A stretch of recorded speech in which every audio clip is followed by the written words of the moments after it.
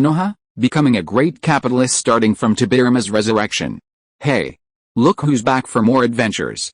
We love having you here to continue this story that keeps us all awake. Important note, all of this is pure fiction, so don't try any techniques you hear here in real life, your neighbor might call the cops. This amazing novel and all its rights belong to the original author, we're just the ones giving it voice and drama. Are you enjoying the show? Prove it by subscribing to our YouTube channel and leaving that like that motivates us so much. And if you want VIP access to exclusive content, our Patreon is waiting with things you won't find anywhere else. Chapter 26, Tsunade aspires to become a medical ninja. In the Senju clan's land, Tsunade clutched a thick tome, diligently reading. A diagram of the human body was printed on the cover. It was a treasured medical tome from the Senju clan's collection. In present-day Konoha, the wealthy bloodline clan held a monopoly on knowledge. Ordinary civilian ninjas graduated from ninja school with only the 3 essential ninjutsu: transformation jutsu, clone jutsu, and substitution jutsu. For civilians seeking to learn other ninjutsu, there were only a few avenues. Sell yourself to the bloodline clan, earn merit on the battlefield, and exchange it for ninjutsu. With a bit of luck, a mentored jonin might even teach you a trick or two, but such opportunities were rare. Almost all of Konoha's jonin now hail from ninja families, and within each family, there were rules prohibiting the casual transmission of family ninjutsu. Of course, creating one's own ninjutsu is permitted. Knowledge of medical ninjutsu is inherently invaluable, and only the largest ninja families possessed access. Mito Uzumaki sat on the threshold of her room, basking in the sun, its warmth warming her. Old age naturally delights in the sun, and she was approaching 50, a long life in a world where ninjas generally have short lifespans. Seeing Tsunade overcome her grief so quickly, Mito Uzumaki felt heartbroken. She was truly her granddaughter. She didn't know why Tsunade had suddenly taken to studying medical ninjutsu, having previously shown no interest in it. The Senju Uzumaki clans, with their immense chakra reserves and legendary inheritance of the 6 Path Sages' Yang release, were naturally suited to learning medical ninjutsu, and thus possessed the most extensive collection of medical ninjutsu texts. Mito Uzumaki was naturally well versed in this area. When Tsunade was young, she had intended to teach her a few techniques, but she showed no interest, preferring instead to pursue powerful ninjutsu. Now, she had changed her ways and, contrary to her usual style, had taken to studying medical ninjutsu. Mito Uzumaki didn't bother to care about the reason, all she cared about was that her precious granddaughter was happy. As long as Tsunade studied diligently, Uzumaki Mito was confident she could train her to become the most formidable medical ninja in the ninja world. Tsunade gazed at the densely packed text on the book, the many obscure technical terms completely baffling her, making her want to tear up the precious book before her. It looked like she was in trouble. Uzumaki Mito sat basking in the sun, observing Tsunade's expression. Tsunade was nearly blushing, so she couldn't bask in the sun any longer. Little Tsunade, are you in trouble? Uzumaki Mito stood up, walked over to Tsunade, and examined the page. This one covered Yang release techniques and even touched on the anatomy of the human body, which was beyond Tsunade's current level of knowledge. Grandma, there are so many terms here I don't see, and why is there chakra here? Asking questions when you don't understand is a good habit. Tsunade understood this well. The grandmother before her, Uzumaki Mito, was a master of medical ninjutsu, and with a professional around, it was natural to ask questions. The so-called Yang release, Uzumaki Mito instructed Tsunade in detail, patiently and instructively. At crucial moments, he paused to see if Tsunade could figure out the key to the question with his prompting. Tsunade, the future foremost medical ninja in the ninja world, possessed undeniable talent in medical ninjutsu. She lived up to Mito's expectations, answering the question naturally and even applying it to other situations. This pleased Mito immensely, knowing that her medical ninjutsu would be passed down to someone else. I must become Konoha's strongest medical ninjutsu. Tsunade, now fully grasping the truth, immediately regained her confidence and began to speak with a flourish, sparking a sudden curiosity in Mito. Tsunade's original goal had been to become Konoha's first female Hokage. Tsunade-chan, tell Grandma why you've become interested in medical ninjutsu. Tsunade's smile faltered, a flicker of sadness passing through her, but she still managed to smile. Grandma, when I was on a mission at the Konoha hospital, I saw many wounded soldiers returning from the front lines. Every one of them had pain on their faces, and some even died from their injuries. If I were a good medical ninja, I could definitely save them. Maybe if I had better medical ninjutsu, and followed second grandpa's advice, I could have treated him and maybe he wouldn't have died. Tsunade's naive words left Uzumaki Mito heartbroken. Having never been on the battlefield, Tsunade didn't understand its cruelty. The enemy who could hold Tobirama back wasn't something that a good medical ninja could reverse. Tsunade's words suddenly cast a sad light on the atmosphere, and Uzumaki Mito quickly changed the subject, continuing to explain medical knowledge to Tsunade. Outside the gates of the Senju clan's territory, Momo Mama Senju, upon returning to Konoha, was eager to go home and see Mito Uzumaki. The gate, usually open, was now unusually closed, adding to Momo Mama's already uneasy mood. Open the door, Senju Momomo knocked on the door. A head popped out from the crack, and upon seeing it was Senju Momomo, he immediately opened it. The young clan leader is back, what's going on?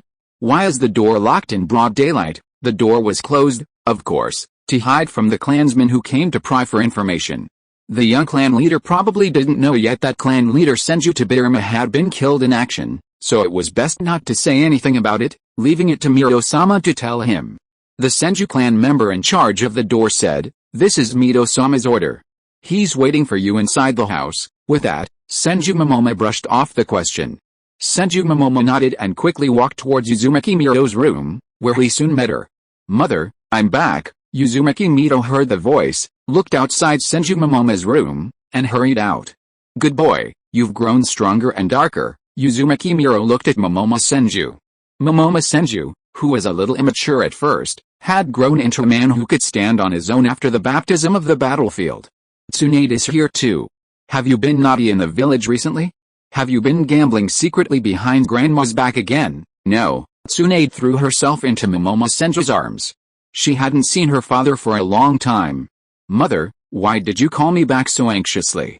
Did something happen in the village? Come with me." Sadness flashed across Uzumaki Mito's face. He was about to take Momomo Senju to another room to discuss things. "Uncle, where is Tobirama? I haven't seen him for a long time. Is he still in the Hokage's office?" Momomo Senju asked casually, and Tsunade in his arms heard it. Tsunade, who was still very emotional, couldn't hold it back anymore and tears flowed out. "Second grandpa, he's dead, woo woo woo." Uzumaki Mito looked at his son with resentful eyes. He changed the room just because he didn't want Tsunade to think of the sad things. "Now it's good, I have to coax him again. Please vote for the monthly ticket, please collect, please read, please comment, I want everything." Chapter 27 Teojin, Mom loves me the most. Don't cry, Tsunade, be good." Uzumaki Mito wiped the tears from Tsunade's face and patiently soothed her, gradually calming her down. However, Momomo Senju, standing nearby, stood there as if struck by a bolt from the blue, motionless, still in shock. His second uncle was dead? Impossible. He possessed a flying thunder god jutsu, a powerful forbidden technique. If he wanted to leave, who in the ninja world could stop him? But reality was staring him in the face, and no matter how much he hated it, he had to accept it. Momomo Senju's eyes welled up, and he recalled memories of his time with Tobirama Senju. Ever since their father, Hoshirama Senju, died, Tobirama had assumed a fatherly role, raising him like his own son. "Momomo, now is not the time to be sad, I know." Momomo Senju wiped his tears, took a deep breath, and went to another room with Mito Uzumaki. Momomo Senju felt a little nervous, eagerly awaiting news from Mito Uzumaki. "The fact that they called me back from the front lines in such a hurry must be related to the third Hokage of Konoha." Momomo Senju was already prepared to take over the third Hokage. According to Tobirama's will, the candidate for the third Hokage is Sarutobi Hiruzen. What? Momomo Senju couldn't believe his ears. Sarutobi Hiruzen? Who the hell was he? With the Sarutobi family behind him, how could he covet the position of Hokage of Konoha? "You said that Tobirama passed the throne to Uchiha Kagami, and Momomo Senju would bite the bullet and accept it. That's not right. Sarutobi Hiruzen was not his second uncle's bodyguard. With his second uncle dead, how could he come back? Conspiracy. This is a conspiracy. This is impossible." Momomo Senju's defense was instantly broken. He didn't believe what Uzumaki Mito said. He asked repeatedly several times before finally believing what Uzumaki Mito said. "Mother, you called me back so urgently, aren't you asking me to help Sarutobi Hiruzen take the throne?" Senju Momomo's face was impassive, unable to comprehend his second uncle's decision. No matter how the position of Hokage was passed down, it would never reach Sarutobi Hiruzen, a humble family. Even if the Senju clan accepted it with all their might, the Uchiha clan wouldn't agree. Something bad was about to happen. Uzumaki Mito sighed. Born into a wealthy ninja clan, she was well read in history, and she knew all too well the filth within the wealthy families. For the position of clan leader, anyone would go to great lengths, stirring up internal strife, let alone the cage of Konoha. If she supported Sarutobi Hiruzen, her own son would likely turn against her immediately. Senju Momoma, as the young clan leader of the Senju clan, had automatically been promoted to clan leader. With a single move, the Senju clan could imprison her in an instant. Could she really fight her own son? For Sarutobi Hiruzen? Don't dream. How could that be? Of course I support you. Uzumaki Miro immediately made his stance clear, reassuring Momoma Senju, whose expression brightened considerably. Sarutobi Hiruzen is just a minor figure. Your true competition is the Uchiha? Momoma Senju nodded, not taking Sarutobi Hiruzen seriously. If he had wanted to, with the power of the Senju clan, Sarutobi Hiruzen would have been struck in the back with 5 shuriken today, forcing him to commit suicide. The Uchiha were the real threat. Now, a powerful figure has emerged in the Uchiha clan who may one day rival Uchiha Madara.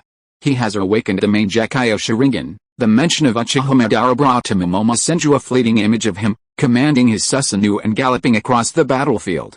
In this ninja world, no ninja could rival Uchiha Madara, save his father, Hoshirama Senju. Now, such a figure has emerged in the Uchiha clan. He was far from his father, Hoshirama Senju. There was no doubt that the Uchiha clan had their sights set on the third Hokage's throne. Momoma Senju grew restless again, hating himself for not inheriting his father's sage body, wood release, and the instantaneous sage mode.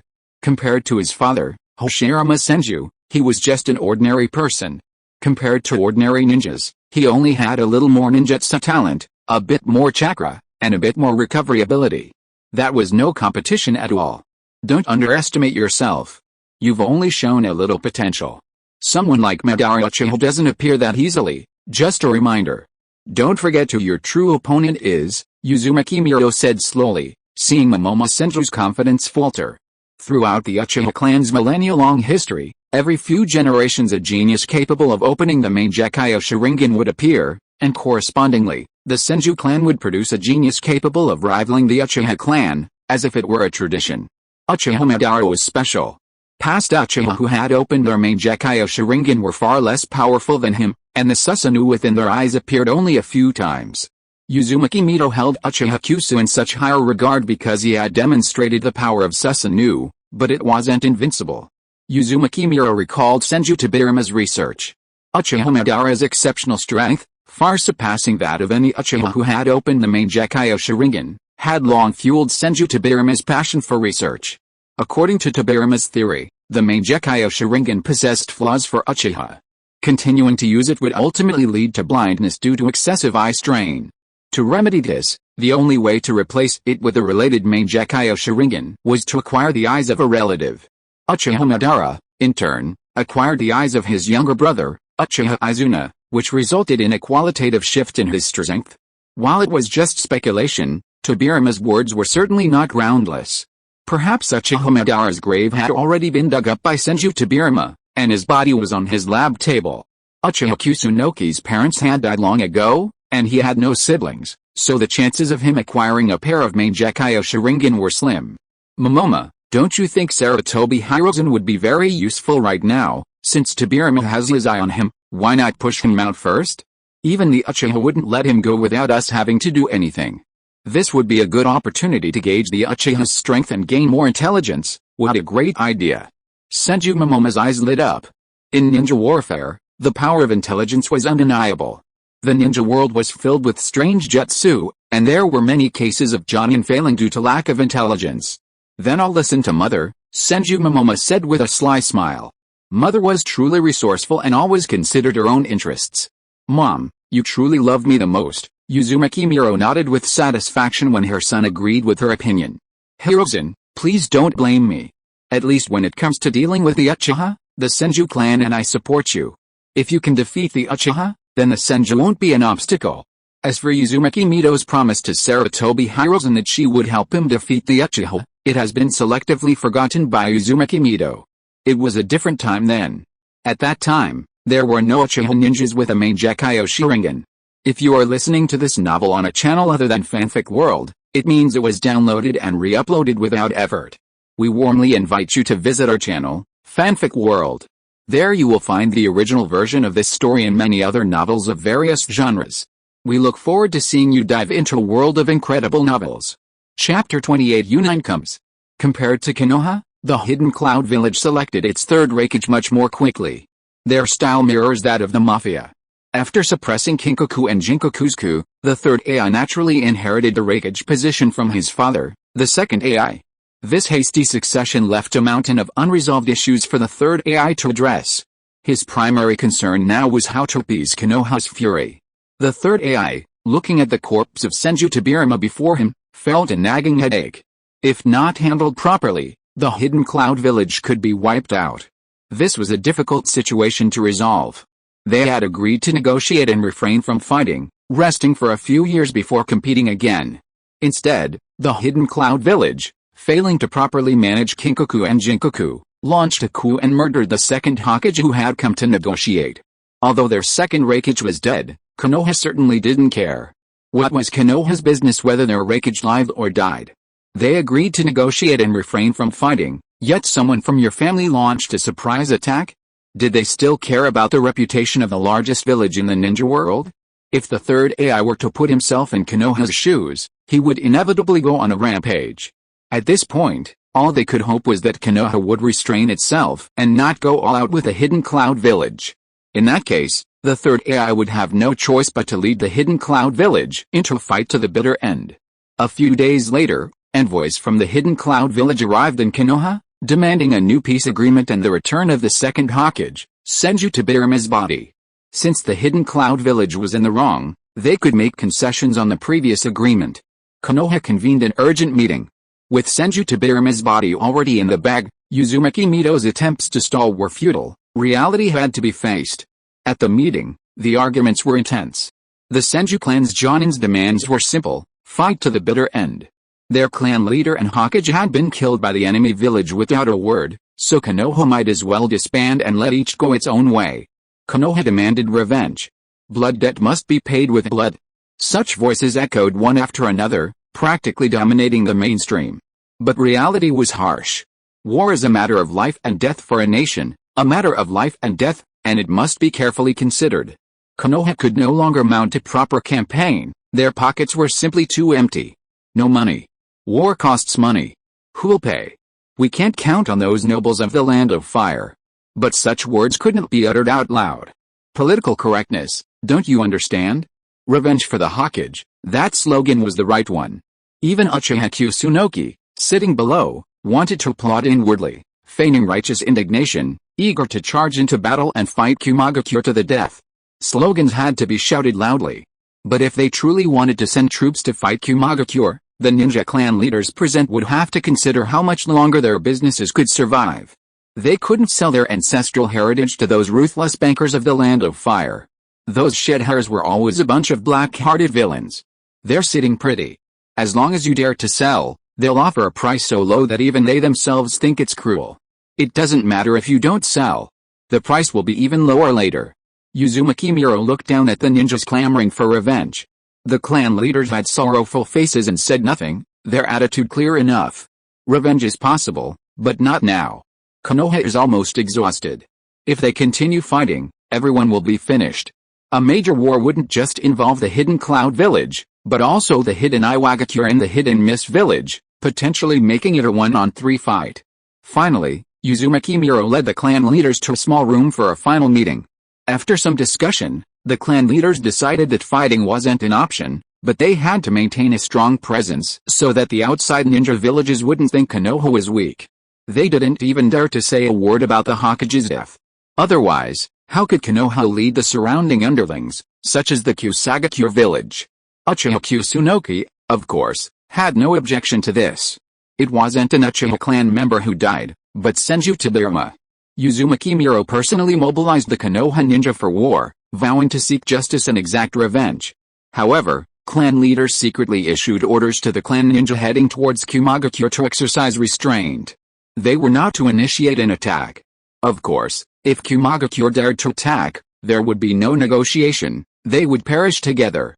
If Kumagakure doesn't give a satisfactory answer this time, Konoha will fight Kumagakure to the death. Konoha officials issued the harshest diplomatic warning to the Kumagakure ninja, leaving the Kumagakure envoy feeling that their visit to Konoha might not be a success. However, driven by their mission, they negotiated with Konoha. In addition to the original peace agreement, Kumagakure agreed to pay Konoha an additional 4 billion ryo, approximately 1 billion ryo, in compensation, with the first 10 billion paid in the first year and the remaining balance paid over 5 years. The impoverished Kumagakure village had made significant concessions out of a sense of guilt. They were penniless and couldn't afford to pay more, and people in the village were already starving. Grain merchants had already driven up prices, triple the peacetime price. The rakeage, naturally, dealt a heavy blow to these merchants, killing several, but it was a shame. But this was a multifold profit-making business, enough to make people risk their lives. Furthermore, the grain merchants had their backers. War profited by raising grain prices, not just for one person, every country's grain prices had skyrocketed.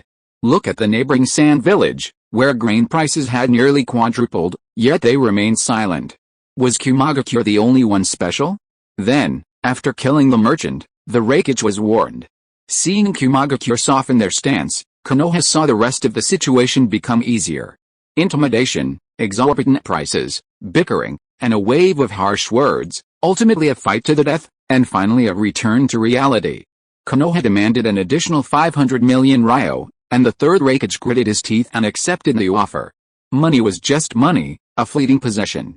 10 people starving to death was a figure, 10,000 was also a figure. He had no other choice, reality was cruel. He would bear the brunt of the suffering of the villagers of Kumagakure. The final topic of discussion at the meeting was the return of Senju Tobirama's body. This was a major event for Konoha. A village funeral would be held for Senju Tobirama, a grand affair. All the clan heads of Konoha would be in attendance, and the ceremony had to be grand. The nobles of the Land of Fire would also be notified, demanding they all attend. Konoha would collect burial fees from the nobles, using the Hokage's funeral to raise funds.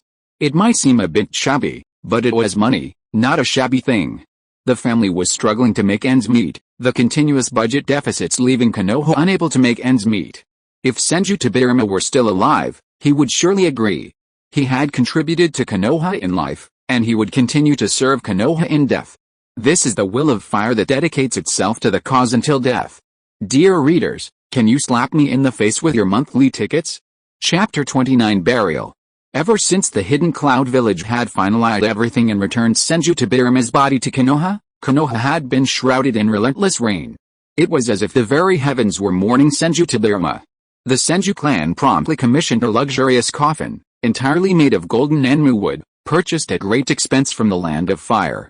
It was said that the craftsman who crafted this coffin had been making coffins for the Fire Land nobility for generations, and that only the daimyo and the royal family of the Land of Fire could afford such a coffin. Sadly, by the time Senju Tobirama finally enjoyed his coffin, his body was already covered in corpse spots and a strong stench could be smelled. The funeral, overseen by Uzumaki Mido, proceeded smoothly. When the news of Senju Tobirama's death reached the Land of Fire daimyo, according to insiders, the daimyo was overcome with grief that day, weeping until his voice became hoarse and he nearly fainted. Everyone around him was moved to tears, praising the daimyo's true character and the unwavering bond between the Land of Fire and Konoha. After calming down, the daimyo announced that he would suspend court for 3 days to mourn Tobirama. He also dispatched his eldest son to Konoha to attend the funeral, declaring his condolences profound and sincere, not wanting to burden the hero defending the Land of Fire with blood and tears. Other dignitaries invited by Konoha were equally grief-stricken, sending important family members to attend the funeral and offering equally heartfelt condolences. The funeral preparations took several days to complete, and Tobirama was finally able to rest in peace. A golden Nenmu coffin rested in the center of the mourning hall. On the table in front lay Tobirama Senju's portrait, along with incense burners, candles, and some of Tobirama's favorite foods as offerings. White wreaths surrounded the hall. A filial son smashes a pot. Senju Momoma, standing at the front of the coffin, smashed the pot he was holding with a snap and then knelt. Cries of grief echoed as the pot shattered. Since Senju Tobirama had no son, Mamama Senju is the most suitable person to break the pot for him. After burning paper money and offering a brief tribute, they called out, "Lift the coffin." 4 strong Senju clan members carried Senju Tobirama's coffin toward the Konoha cemetery. They were his closest relatives, his descendants and nephews. The sound of gongs and drums echoed behind the coffin. The coffin would pass through the streets of Konoha, giving the villagers a chance to say their final goodbyes. Senju Tobirama was well known in Konoha. Although he often appeared stoic and seldom smiled, his contributions to Konoha were undeniable. It could even be said that without Senju Tobirama, there would be no Konoha today. Senju Hashirama had no idea of the difficulty of building a village from scratch, a task Tobirama had single-handedly undertaken. The streets were already crowded with people, their faces filled with sorrow, tears welling as they bid a final farewell to Konoha's second Hokage. "Sensei, have a safe journey, I will protect Konoha." Sarutobi Hiruzen stood in the crowd, tears welling in his eyes, overcome with grief. His life had been saved by Senju Tobirama. "Sensei, wow, I really want to see you off." Shimura Danzo stood beside Sarutobi Hiruzen, equally grief-stricken and filled with regret. As soon as news of Senju Tobirama's funeral spread, Sarutobi Hiruzen and Shimura Danzo arrived together at the Senju household. They were Tobirama's disciples. They volunteered to carry Tobirama's coffin, and if possible, they would even break pots. Unfortunately, they were driven out by the Senju clan members under Senju Momoma's orders, and they didn't even get to see Uzumaki Mido. To be frank, without Sarutobi Hiruzen, Shimura Danzo, and others like them, Tobirama would have escaped long ago. How could Momoma not know Tobirama's strength? Besides, who do you two think you are? The entire Senju clan is extinct, yet 2 outsiders are still carrying the coffin. It's never your turn, after all. How shameless. Senju Momono wanted to personally criticize Sarutobi Hiruzen and Shimura Danzo, but Senju Tobirama held back, believing the dead were the most important and not to offend their ancestors. The funeral procession slowly made its way down the street to the cemetery, where Tobirama was lowered into the grave, which had already been dug. Cries of grief echoed once more, as members of the Senju clan kowtowed at the grave one by one. After the ceremony, it was time for the funeral's friends and family to bid farewell to Tobirama. They no longer had to kneel, but each held a bouquet of white flowers and placed them at his grave. Finally, the most important part of the funeral arrived, the feast. A grand feast. The Senju clan had set up over 100 tables to accommodate the funeral's attendees, which must have cost a fortune. But compared to the gifts, it was a drop in the bucket. The most expensive item of the entire funeral was probably the golden Enmu coffin, which cost 600,000 taels, comparable to an A-rank mission. All the other expenses combined brought the funeral to just 1 million taels. However, gifts totaled over 63 million taels, which were ultimately split 50-50 with Konoha. The large amount of gifts was due to Tobirama Senju's status as the Hokage of Konoha, not the Senju clan's head, so the funeral wasn't a grand affair. Still, the Senju clan pocketed over 30 million taels, a significant sum. Uchiha Kusunoki, however, was unconcerned. He was now feasting on the feast, dish after dish, leaving him utterly satiated. Given Uchiha Kusunoki's status, no one would turn tables while he was eating, unless he wanted to leave Konoha. It's undeniable that the chef at this grand feast was truly skilled, rivaling the 30,000 tael feast they dined at the previous time. At the table, cups and chips clinked. The Senju clan was holding a funeral, and the attendees were all distinguished and influential. Such gatherings of prominent figures were rare, and many seized the opportunity to expand their networks. While the setting was somewhat inappropriate, it didn't matter. Senju Tobirama lived a meaningful life, and his death was also a meaningful one, and he would surely rest in peace. The daimyo's eldest son, already holding a cup, was trying to establish a friendly relationship with Uchiha Kusunoki. The new head of the Uchiha clan possessed immense power and the potential to become Konoha's third Hokage. This status was enough to warrant the daimyo's eldest son's humble treatment. Uchiha Kusunoki naturally didn't miss the opportunity, and the two chatted happily, though it only slightly irritated Senju Momoma. The era of Senju Tobirama had passed, and Konoha had to face the future. The most important issue facing Konoha was to choose a new Hokage to lead Konoha forward. A few days later, a meeting about the Sandaime Hokage was held in Konoha. Chapter 30, Rice Fire, Sarutobi Hiruzen, I'm fucking stupid. After Senju Tobirama's burial, The election of the third Hokage was immediately put on the agenda. The Uchiha and Hyuga clans jointly invited all the major clans of Konoha to a meeting to discuss the matter. The Senju clan, of course, were also invited. They had no choice but to attend. If they refused, the next day, Uchiha Kusunoki would declare him the third Hokage, a decision he unanimously approved. The meeting room was filled with clan leaders, some accompanied by several high-ranking officials. Now that the second Hokage has passed away, Konoha cannot be leaderless. Now is the time to select the third Hokage to lead Konoha forward, Hinata Takuma said, and everyone's eyes turned to Uzumaki Mido. Before Tobirama's death, he had already chosen the third Hokage for Konoha. Uzumaki Mido finished speaking, but no one in the room showed any surprise. The news had already spread throughout Konoha, as Uchiha Kusunoki had already spread it throughout Konoha. That person is Sarutobi Hiruzen. The meeting room fell silent. The clan leaders had always treated the news of the throne being passed to Sarutobi Hiruzen as a joke, and no one took it seriously. Unexpectedly, Uzumaki Mido actually said it in the meeting room. It would have been better to say that the throne was passed to Senju Momoma. Regardless of whether it was true or not, at least most people recognized that Senju Momoma was qualified to become Hokage. As for Sarutobi Hiruzen? Don't be ridiculous. Mitosama, Sarutobi Hiruzen is not suitable. Is he capable of being the Hokage of Konoha? Hinata Takuma frowned and expressed his opinion. His tone was quite tactful, not wanting to embarrass Uzumaki Mido in public. I agree with the opinion of the Hyuga clan leader. I agree. Hinata Takuma's words instantly resonated with the crowd, and voices of opposition were heard, resulting in a one-sided situation. Quiet, quiet, Uzumaki Mido frowned, quelling the argument in the conference room. Then, calmly, he spoke. After all, this is the third Hokage chosen by Tobirama. Why not let Sarutobi Hiruzen step forward? At least give him a chance to speak. Uzumaki Mido gave Sarutobi Hiruzen a subtle look. The stage is set for you, it's your turn to perform. Sarutobi Hiruzen sat beside Sasuke Sarutobi, his eyes lighting up. It's time to perform. Sarutobi Hiruzen had rehearsed this scenario countless times in his mind, his script already prepared. Lately, he'd been pondering Konoha's future. If he became Hokage, how would he restore Konoha's strength? How would he balance the relationships between the ninja villages?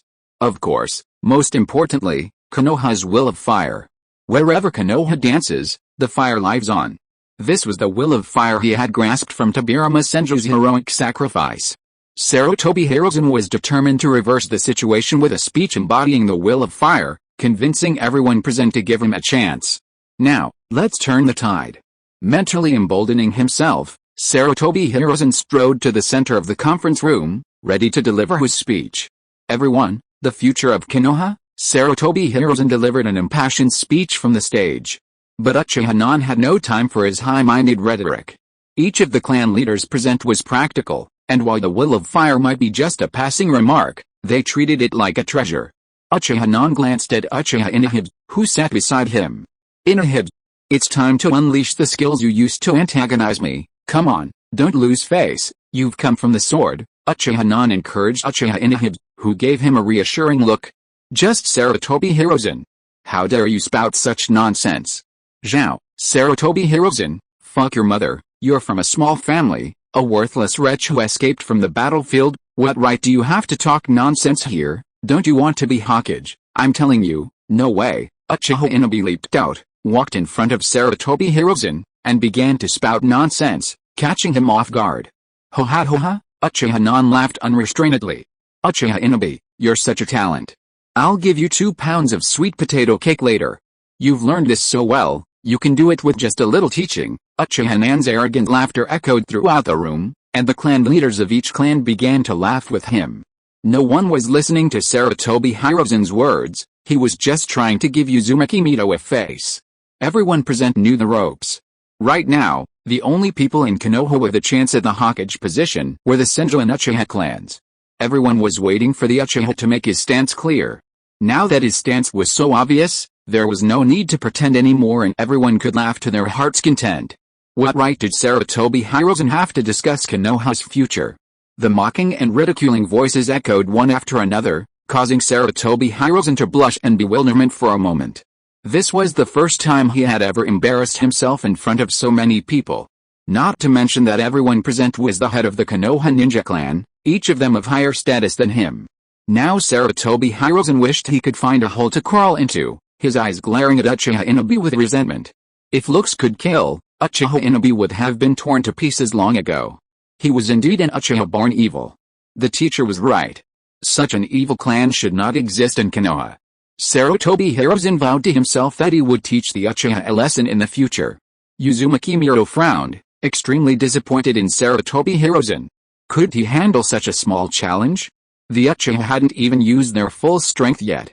I, the head of the Uchiha clan, have always taken it upon myself to protect Konoha, and I believe I am more suited to the position of the third Hokage. However, Sarutobi Hiruzen, since Tobirama has designated you as the third Hokage of Konoha, you must have something extraordinary. I'll give you a chance. Defeat me, and I'll crown you the third Hokage on behalf of the Uchiha clan. Uchiha Kusunoki stood up, directly revealing his ambition. The laughter in the conference room abruptly ceased. The real culprit had finally appeared, and the battle for the third Hokage position had begun. Sarutobi Hiruzen turned to look at Uzumaki Mito, hoping she would come to his rescue. Mito had said she would take charge of the Uchiha clan. But Sarutobi Hiruzen was destined to be disappointed. In Mito's eyes, he was now just a pawn testing Uchiha Kusunoki's strength. Mito didn't even look at Sarutobi Hiruzen, but spoke coldly. Hiruzen, agree to it. To become Hokage, you must possess the necessary strength. Please vote. Chapter 31 How God Favors the Uchiha. Mito-sama, you. Sarutobi Hiruzen's flushed face turned pale. He hadn't expected Mito Uzumaki to backstab him at this crucial moment. You were supposed to deal with the Uchiha clan, wasn't you? Even if he defeated Uchiha Kusunoki, Mito Uzumaki wouldn't side with him, only with the Senju clan. Sarutobi Hiruzen looked around, his eyes red. Of all the nobles, not a single loyal Konoha retainer had obeyed the Hokage's will. Uchiha Kusunoki grinned. It was as if Sarutobi Hiruzen had been triggered, helpless and waiting to be slaughtered. Sarutobi Hiruzen, if you don't dare, get down here now. Don't waste everyone's time. Uchiha Kusunoki glared at him with an icy gaze, urging him to make a decision. He truly didn't want him to give up. Sarutobi Hiruzen still had to bear some of the blood debt of the Uchiha clan in the other world. Alright, then, let's have a showdown. Sarutobi Hiruzen couldn't back down at this point. Even if he died, he would die on the path to becoming Hokage. Otherwise, how could he face his teacher, Senju Tobirama, after death? Excellent, let me be clear, in a ninja duel, swords have no eyes. If you die, you're simply inferior. Everyone present can be a witness. Uchiha Kusunoki activated his 3 Magatama Sharingan and stared at Sarutobi Hiruzen as if gazing at prey, awaiting his response. Everyone present gasped. Uchiha Kusunoki was ready to kill, but no one tried to dissuade him, offering any nonsense about stopping at a certain point. What was the difference between the fight for the Hokage and the battle for the daimyo among the princes of the Land of Fire? Brothers fighting, fratricide, was commonplace. This was a life and death struggle, not a dinner party. Sarutobi Hiruzen naturally agreed. Having reached this point, there was no reason to retreat. The scene shifted to the duel arena, where Uchiha Kusunoki and Sarutobi Hiruzen stood facing each other. Sarutobi Hiruzen exerted force on his feet, launching himself outward at incredible speed like an arrow. As if by magic, several shurikens appeared from his hands and hurled themselves at Uchiha Kusunoki. Showing off your skills before an expert, Uchiha Kusunoki scoffed, moving nimbly, completely ignoring the swiftly hurricanes. Under the dynamic vision of the Uchiha 3 Magatama Sharingan, Sarutobi Hiruzen's movement seemed to be in slow motion. A good opportunity, Sarutobi Hiruzen smirked. As Kagami's teammate, the two had sparred dozens of times and were intimately familiar with the Uchiha Sharingan. Uchiha Kusunoki's careless evasion gave Hiruzen his opportunity.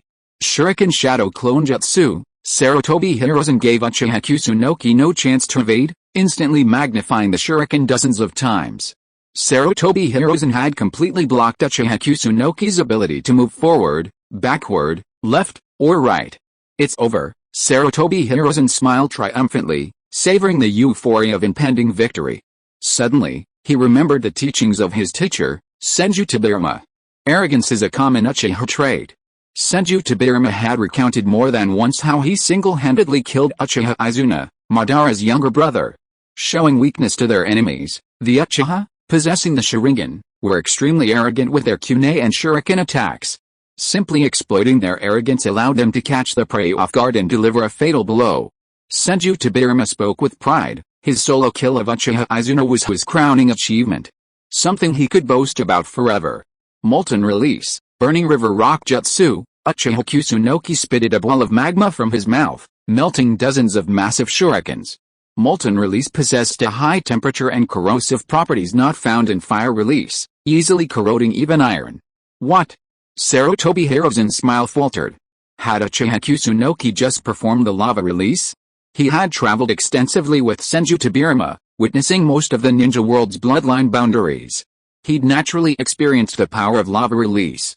The intense heat, coupled with the powerful corrosiveness of magma, made it impervious to contact, melting flesh and blood. Without medical ninja care, the wound would only become inflamed, festering, and rotting, ultimately leading to painful death. But how could Uchiha Kusunoki perform Lava Release? Aren't Uchiha bloodline boundaries the Sharingan? The onlooker's eyes widened as well. What kind of luck had struck this Uchiha? He'd already inherited the ninja world's most powerful bloodline boundaries, and now he'd awakened Lava Release as well? Would that mean future Uchiha clans could possess two powerful bloodline boundaries? Were the Uchiha clan the Six Path Sage's biological sons? Was there a need to favor the Uchiha clan so much? The Six Path Sage was being unfair. How can you use Molten Release? That's not fair, Sarutobi Hiruzen roared at Uchiha Kusu.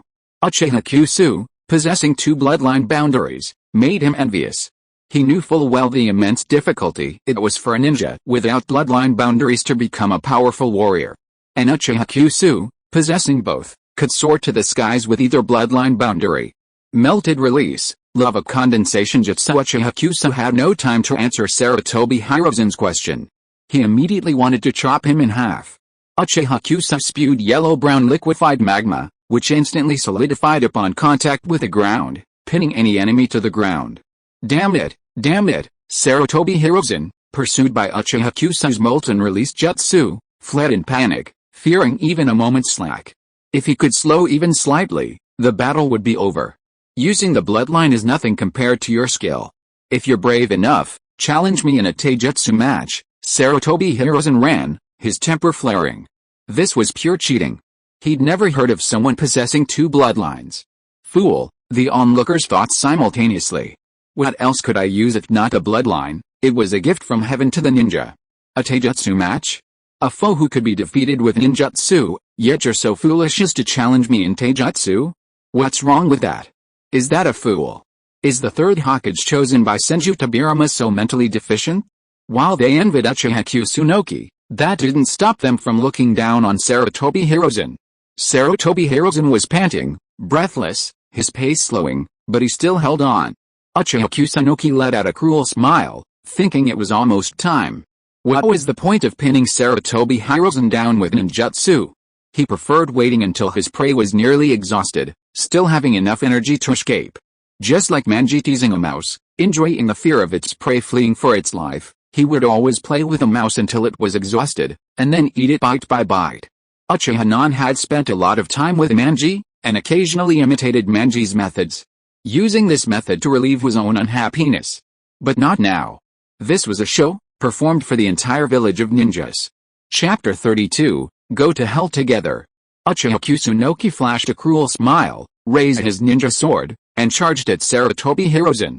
His old strength was exhausted, and his new strength had yet to return. Seeing Uchiha Kusunoki closing in on him, he was filled with anxiety. He desperately wanted to dodge faster, but in the blink of an eye, Uchiha Kusunoki had already moved behind him. Swish, blood splattered. A wound lacerated Sarutobi Hiruzen's back, but it wasn't fatal. Uchiha Kusunoki had deliberately restrained his strength. It would have been a shame to have killed Sarutobi Hiruzen with a single blow. Sarutobi Hiruzen screamed in agony, falling to the ground in an instant. But Sarutobi Hiruzen refused to accept his fate. I haven't become Hokage yet, I haven't fulfilled my teacher's wishes. How can I die like this? Sarutobi Hiruzen, his heart determined, struggled to get up, but Uchiha Kusunoki didn't give him a chance, striking him again with his sword. Sarutobi Hiruzen screamed in pain once more. Uchiha Kusunoki listened to the screams and felt happy. Being merciful to the enemy meant being cruel to oneself. Shimura Danzo, standing in the crowd, had tears already streaming down his cheeks. His good brother was being tortured by Uchiha Kusunoki and was about to die in front of him. Shimura Danzo wanted to rush out and beat Uchiha Kusunoki up, but unfortunately he couldn't do it. The head of the Shimura clan held Shimura Danzo's hand tightly, looked at Shimura Danzo sternly, and said in a deep voice, "You are the genius of the family and the hope of the Shimura clan. You don't have to lose your life for Sarutobi Hiruzen. The Jonin of the small family are simply their lifeblood, and each one is extremely precious." Shimura Danzo faced a life decision for the second time. Should he stand up bravely or choose to remain silent like last time? Shimura Danzo felt his body trembling. He was afraid, just like he did on the battlefield. Sarutobi Hiruzen's screams lingered in Danzo Shimura's ears, urging him to make a decision. "Hiruzen, I won't lose to you this time." Danzo Shimura abruptly broke free from the clan leader's grasp and rushed into the duel arena. The trembling in his body ceased.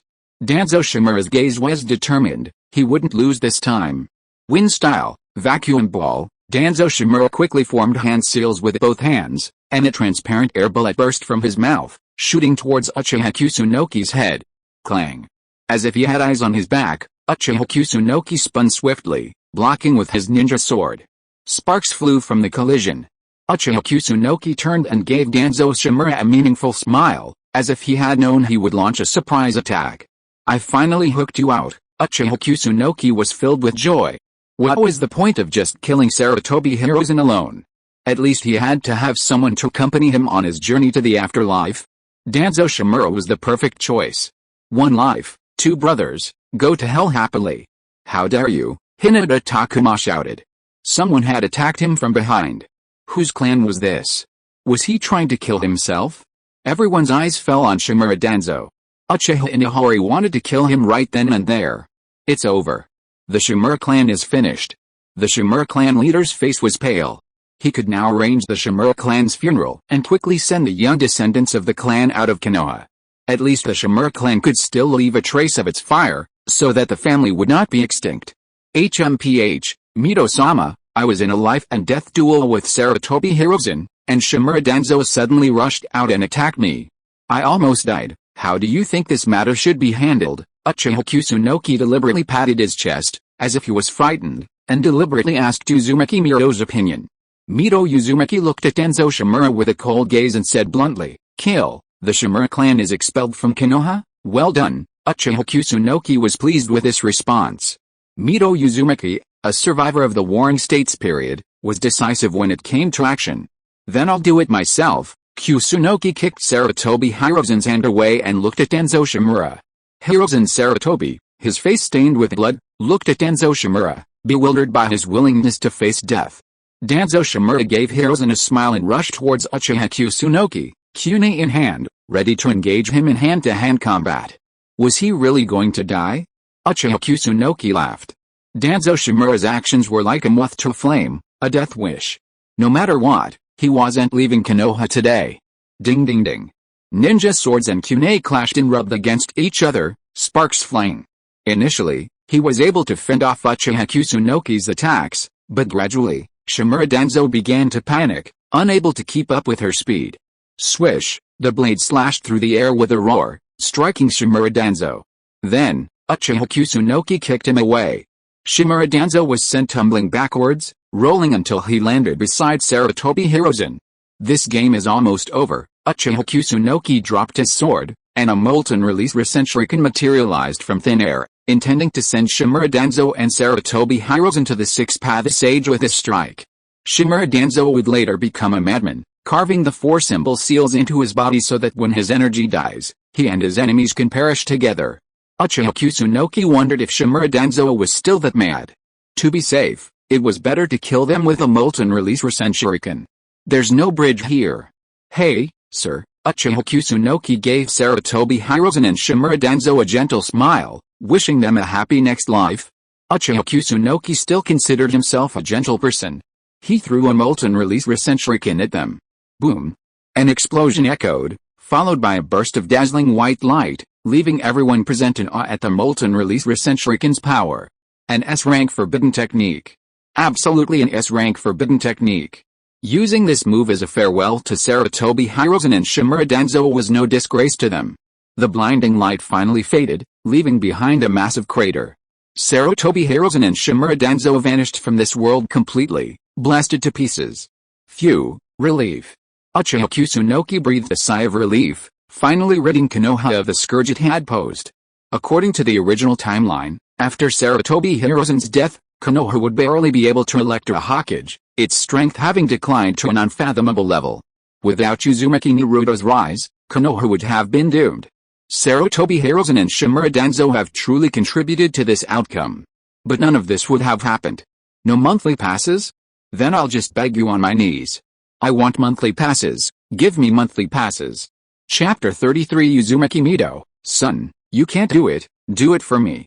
The massive crater revealed no trace of Sarutobi Hiruzen and Shimura Danzo, their bodies blasted to ashes. However, the ninja present showed no mercy. This was the end result of participating in a struggle that was not theirs. People should have some self-awareness. The clan leaders were already planning a clan meeting. Sarutobi Hiruzen and Shimura Danzo were a lesson, arrogance leads to death, and even the fate of their clans. The Shimura clan had already been expelled from Konoha. How much better could the Sarutobi clan's fate be? They would simply cling to life in Konoha, remaining humble for decades, waiting for the Uchiha clan to forget about their actions. It seems Senju Tobirama's judgment is quite poor. The heir he chose is unfit to shoulder the burden of Konoha, Uchiha Kusunoki said to the crowd, then turned his gaze towards Uzumaki Mido. The previous battle was merely an appetizer, the most important thing for becoming Hokage was to deal with Uzumaki Mido. Who still wants to be Hokage? Everyone can step forward now. Konoha is a democracy. Anyone who has a heart to protect Konoha has a chance to run for Hokage. That's also what the first Hokage intended. Uchiha Kusunoki's voice boomed, sweeping through the crowd. Few dared to speak up and say, I want to be Hokage, too. Were the two previous examples a clear lesson? The ninja sword in Uchiha Kusunoki's hand was still dripping with blood. Once on stage, it was a fight to the death. Who wanted to die? Senju Momoma, standing next to Uzumaki Mido, had a solemn expression. Had Uchiha Kusunoki's strength reached this point? He'd dispatched Sarutobi Hiruzen and Shimura Danzo with ease, like slaughtering a chicken. Uchiha Kusunoki was so powerful that he seemed to have no weaknesses. He could unleash S-level ninjutsu at will, his swordsmanship was superb, and his illusions were naturally impressive. Although Uchiha Kusunoki didn't perform any illusions, you'd be ridiculed if you tried to show off your skills in front of the Uchiha Sharingan. Uchiha Kusunoki has already unlocked the triple Magatama Sharingan, yet he hasn't even seen the main Decay Sharingan. This is the information Momoma truly desires. Legend has it that the main Decay Sharingan unlocks two powerful eye techniques, but whether this is true or not is unclear. He has never seen Uchiha Madara use it, and every duel between his father and Madara was a battle between giants. Momoma is now deeply hesitant. Facing Uchiha Kusunoki will likely lead to his death. Knowing the outcome, why would he still fight? Momoma doesn't have such a strong mindset yet. He has many concerns. Little Tsunade, his beautiful wife, his mother still need him. But he can't hesitate now. If he delays, Uchiha Kusunoki will truly become Hokage. Uzumaki Mido, observing Momoma from the corner of her eye, can see the dilemma. With Uchiha Kusunoki's methods, her son is no match for him. Mido doesn't believe that Uchiha Kusunoki will show mercy to Momoma, he will surely kill him. Then let me give it a try. Uzumaki Mido finally stood up. Since her son was not strong enough, it was her mother's turn to step forward. Senju finally couldn't hold back any longer. Uzumaki Mido's strength was obvious to all. No one present knew whether Uchiha Kusunoki could win or not. However, the result was no longer important. Hinata Takuma stood in the crowd, his face full of excitement. Uchiha Kusunoki's strength had far exceeded Hinata Takuma's expectations. And everything just now was just the tip of the iceberg of Uchiha Kusunoki's strength. The younger generation of Uchiha had already produced a leading figure, and Momoma Senju of the Senju clan paled in comparison with Uchiha Kusunoki. Even if Uzumaki Mido won and became Hokage, what would it matter? How many years could she live? Uchiha had already won the future. As long as Uzumaki Mido died, Konoha would be the world of Uchiha. This time, he had made the right bet. Great, I couldn't ask for more. Uchiha Kusunoki smiled, his eyes deliberately drifting towards Momoma Senju. A look of obvious mockery filled Momoma's heart. This made Momomo feel frustrated. He had never suffered such humiliation in his entire life. He had always used his strength to crush others. Strength. He now yearned for his father, Hashirama Senju's power. If he could inherit wood release, things would be completely different. Suddenly, he remembered an experiment, one that had been urgently halted by Tobirama Senju. Momomo fell into thought, while Uzumaki Mito had already stood across from Uchiha Kusunoki, donning armor he hadn't worn in a long time. Ling. Main Decay Sharingan Trial Card 1. Uchiha Kusunoki immediately used his main Decay Sharingan without hesitation. Good steel must be used where it counts. If Uzumaki Mito went berserk, the 3 Magatama alone wouldn't be enough to control the 9 tails. Even Pain's face was shattered by Naruto's 4-tailed form, and Nagato's desperate Chibaku Tensei couldn't contain Naruto. It's better to be cautious. If you're not careful, getting killed would be a real bummer. What luck. Uchiha Kusunoki sensed the power of his eyes. This time, it was Uchiha Obito's main Decay Sharingan. Kamui. A top-tier life-saving technique, capable of attacking or escaping. Would that mean I'd find a chance to deliver a powerful blow to Uzumaki Mito, a chance to strike her down? Mito-sama, this place is too small. Why not move somewhere else? Uchiha Kusunoki looked around. This place was too close to the center of Konoha. If Uzumaki Mito were to transform into a tailed beast and activate her Susanoo, the two sides would engage in a fierce exchange. A single strike could blast Konoha to the skies.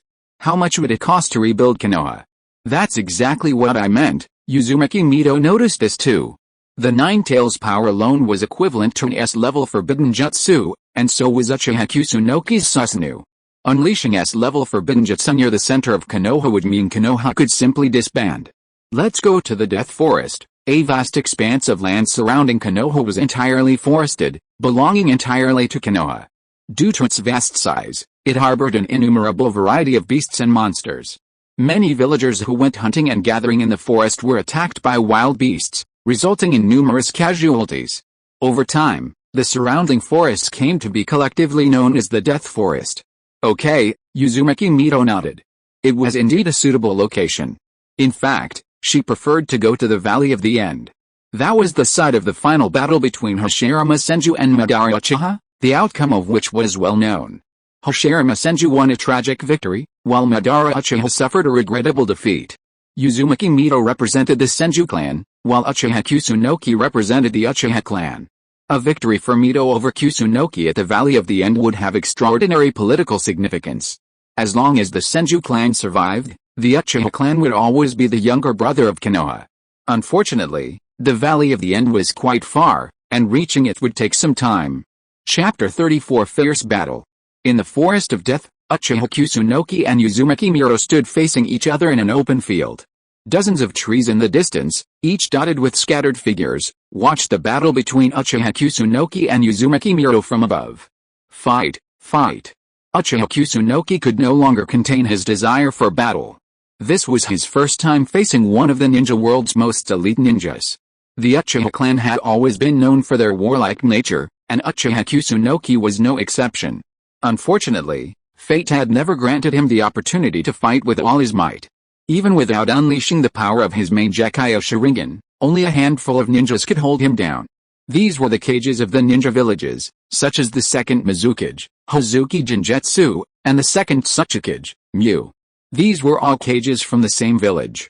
During his years of hiding his abilities, Uchiha Kusunoki had never had the opportunity to encounter such individuals. He had never truly unleashed his might in a fight. This time, finally, his chance.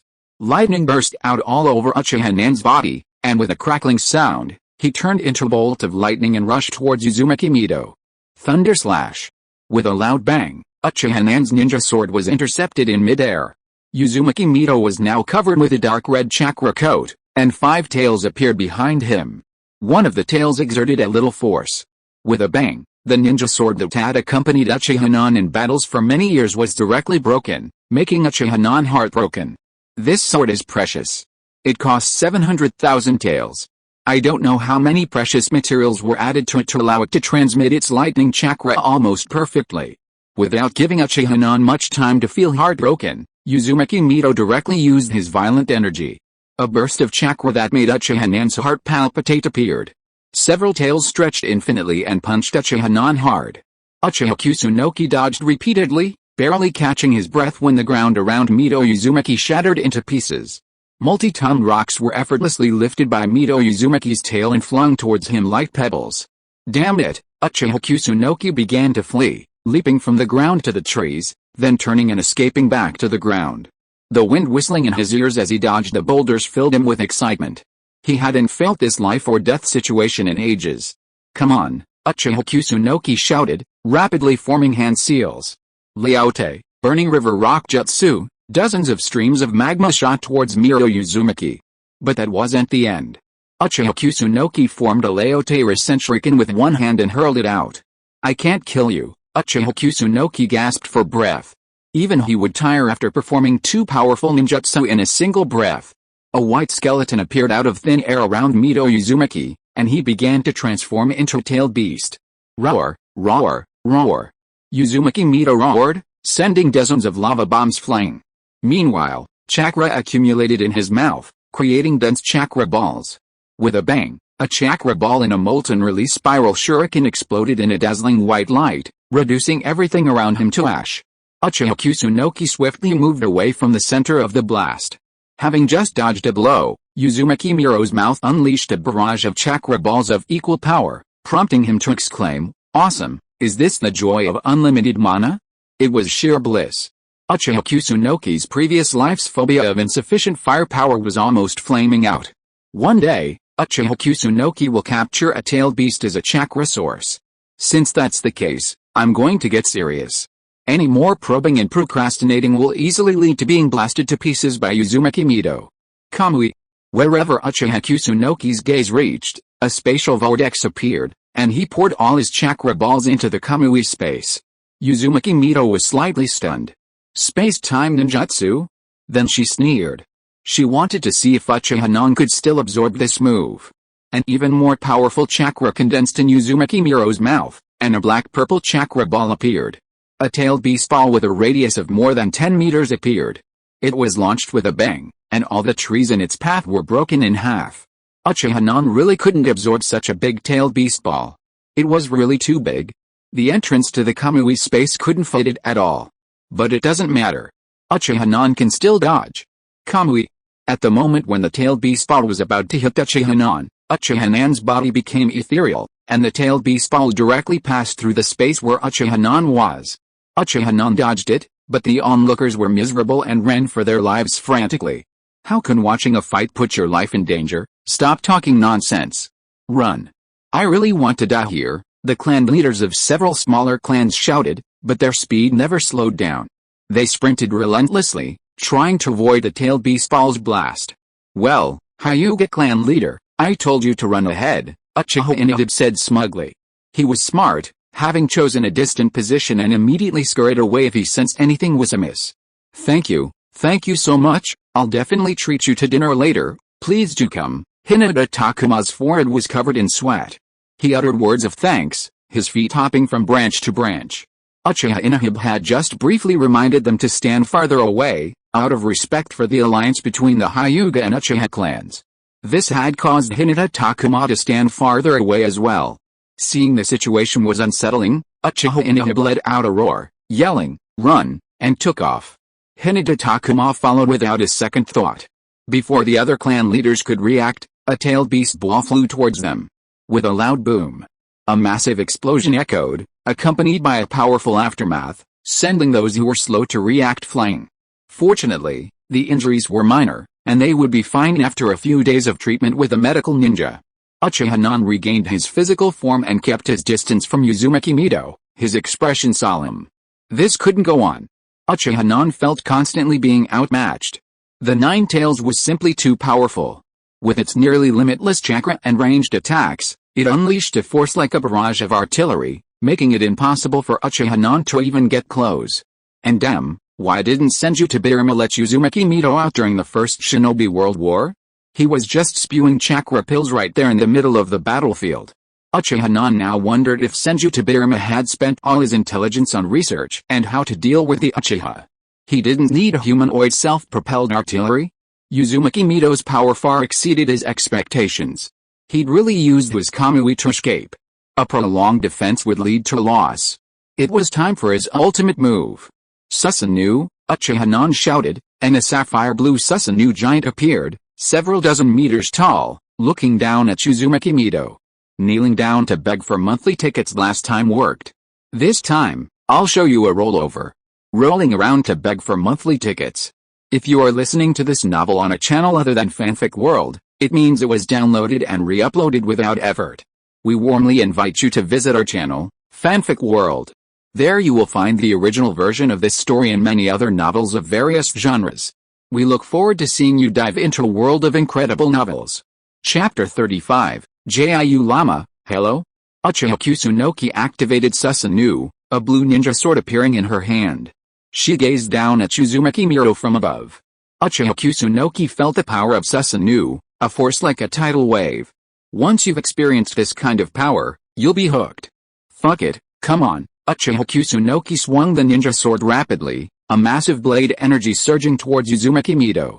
Come on. Uzumaki Mito's expression was ferocious beneath her chakra. This kind of battle was exactly what she wanted. She'd cultivated her character for 20 years. Back in the day, she'd been a Jinan killer on the battlefield, a warrior with a single punch. She'd married into the Senju clan, not only to maintain the friendship between the Uzumaki and Senju clans, but also largely because none of the younger generation of the Uzumaki clan could defeat her. What kind of man is he if he can't even beat a woman in a fight? Well, a simple moral principle. Hearing that Hashirama Senju of the Senju clan was powerful, Uzumaki Mito initially dismissed the idea until one day she witnessed a wood release technique that obscured the sun and sky. Marriage is marriage. It doesn't matter if you don't know each other, a strong man is enough. Relationships can be cultivated slowly. In the Warring States period, the people were simple and honest. Uzumaki Mito's chakra surged, and two tails sprouted from behind her. She began to fall to the ground, her limbs shattering the gravel on the ground with a roar. Tailed Beast Ball, one move, all-conquering. The black-tailed beast ball reappeared, only significantly larger than before. The blade's energy collided with the tailed beast ball, creating a massive explosion with a blinding white flash, followed by a vast expanse of black smoke. The law of smoke, no damage was activated. Uchiha Kusunoki continued to swing his ninja sword, not giving Uzumaki Mito a chance to breathe. The tailed beast ball needed a cooldown. Keep going, didn't you enjoy shooting me just now? Uchiha Kusunoki's tone was frantic, frustrated by being forced to shoot by a woman. Mito Uzumaki was parkouring through the dense forest, carrying a huge blade aura. Uchiha was chasing and slashing at her from behind, like a giant hunter chasing a fox waiting to be slaughtered. Mito Uzumaki was constantly fleeing while constantly draining the Nine Tails chakra, making it miserable. The Nine Tails was a creature composed of chakra, and draining its chakra was as painful as draining its life. About a minute later, Mito Uzumaki finally felt that his mana bar for his ultimate move was full. With a fox roar, the Nine Tails' true form was revealed. A demon fox, almost as tall as Uchiha Susanoo, appeared on the battlefield. Uchiha rushed forward in one step. It was indeed satisfying to chase and slash Mito Uzumaki, forcing him to flee in a panic, but he couldn't do any substantial damage. Now that such a huge fox was waiting for him to cut, it was definitely not impossible for him to cut it. Uchiha Kusunoki's strike was powerful, and Uzumaki Mito struggled to block it with both claws. Her tail swung behind her, each one like a fist, striking Uchiha Kusunoki, nearly knocking him unconscious.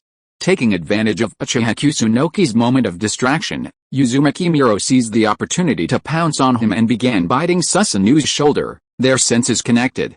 Uchiha Kusunoki, in pain, kicked the Kyuubi in the stomach. No longer caring about his ninja sword, dropping it. With one hand, he grasped the Kyuubi's head, the other thrust into its mouth. He grabbed its throat.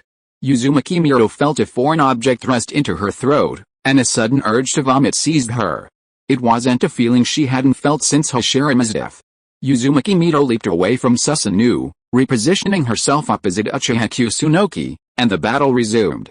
The two behemoths exchanged punches and kicks, their tactics multiplying, including eye-grabbing and crotch-kicking, like street urchins brawling on a bridge. They looked insignificant, but if you threw a Jinan in there and tried, he'd probably be instantly melted. It was like two big men battling it out in the top lane, and the ADC suddenly rushed in. The aftermath of the clash had already ripped apart trees for miles around. The onlookers, already chastened by their mistakes, fled, each watching the battle with a complex expression. The battle between two behemoths standing dozens of meters tall was truly breathtaking. Super cage-level power was no longer something a cage could challenge. Uchiha Kusunoki punched the Kyuubi in the face, and after taking the blow, the Kyuubi bit down on Susanu's fist. The difference in strength between the two was minimal, making it difficult to determine the winner quickly. This couldn't go on. Uzumaki Mito had the Kyuubi within her, and she still had the higher health pool. Something had to be done. Uchiha Non set his sights on the Ninetales. His Mangekyo Sharingan possessed extraordinary power over wild-tailed beasts. A seal-tailed beast was like being confined to a dark cell, its control in the hands of the Jinchuuriki.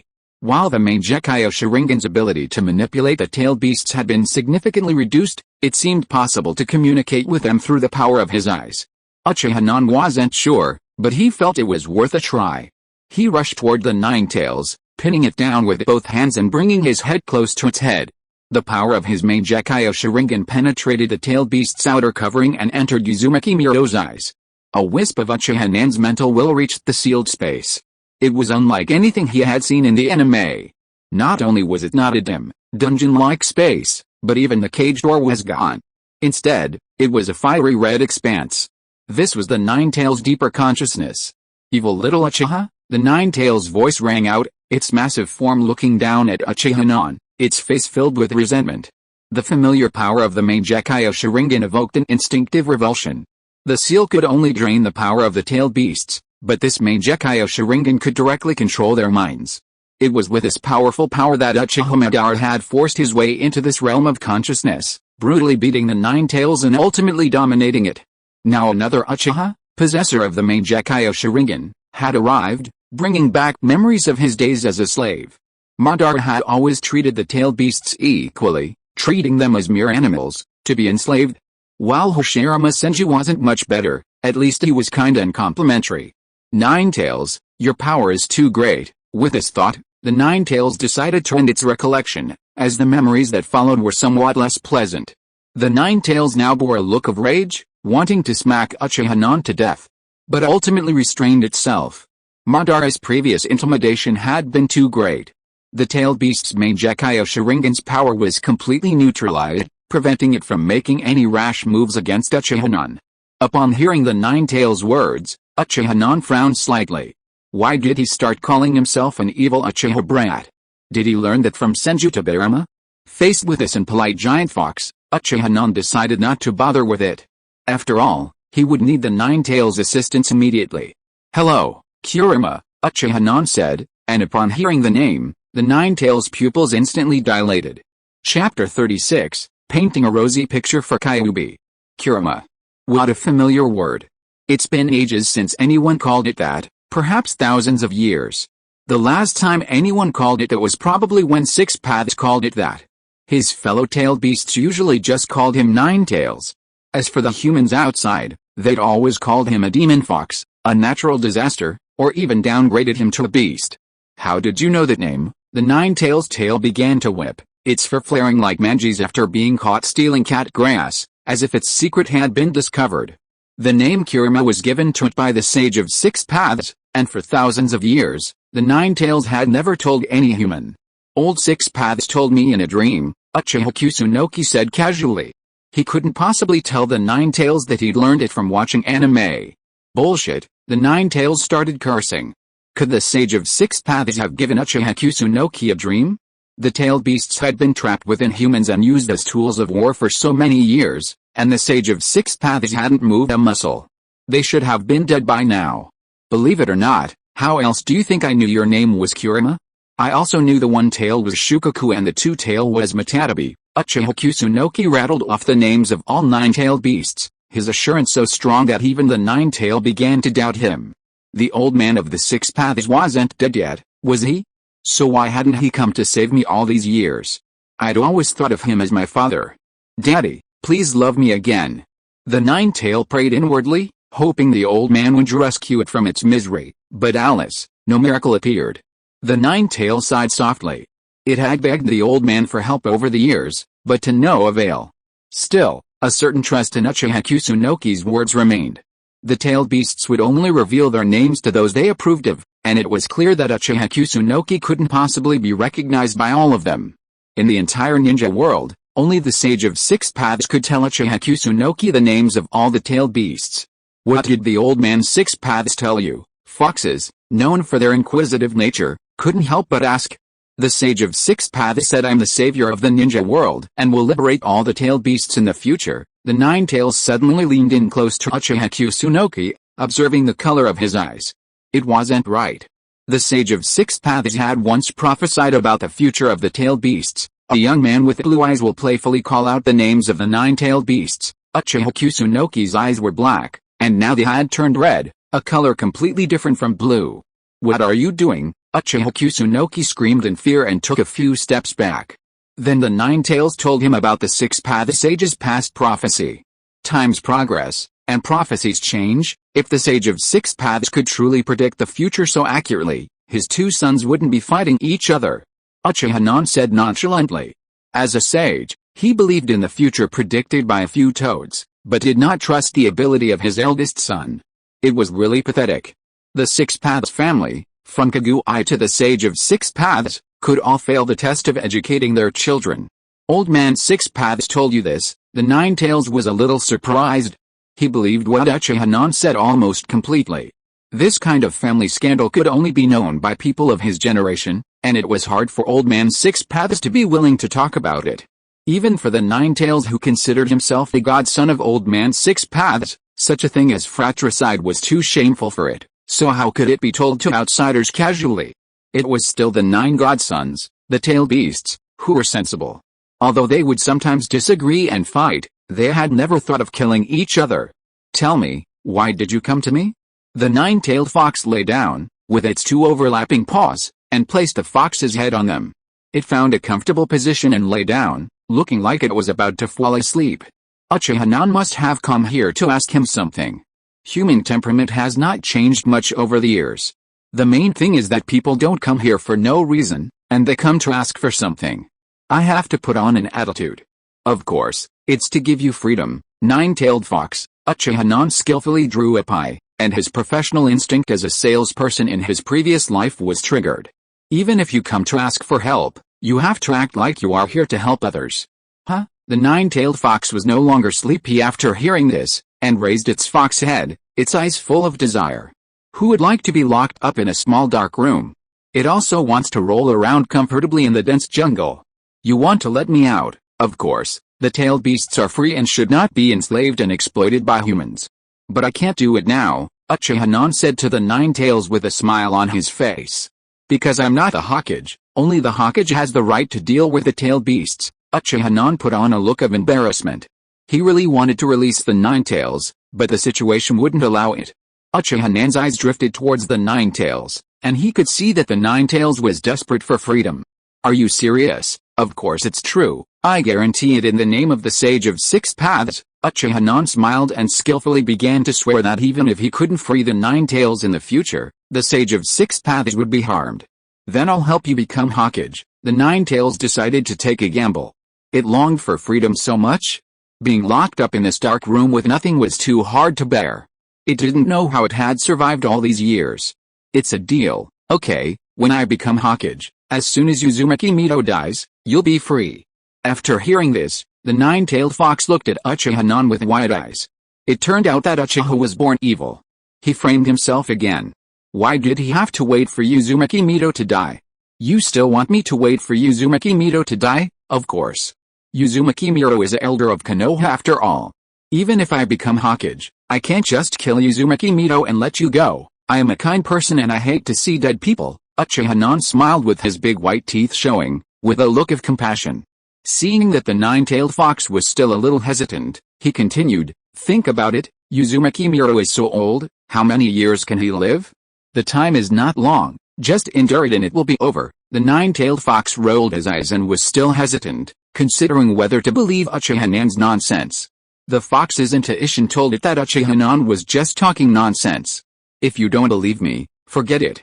Then let Uzumaki Mito defeat me and become Hokage. Now Konoha is probably preparing to find another young Nine-Tails Jinchuriki from the Uzumaki clan. We can start implementing it as soon as Uzumaki Mito takes office. Uchiha Non sighed and pretended to leave.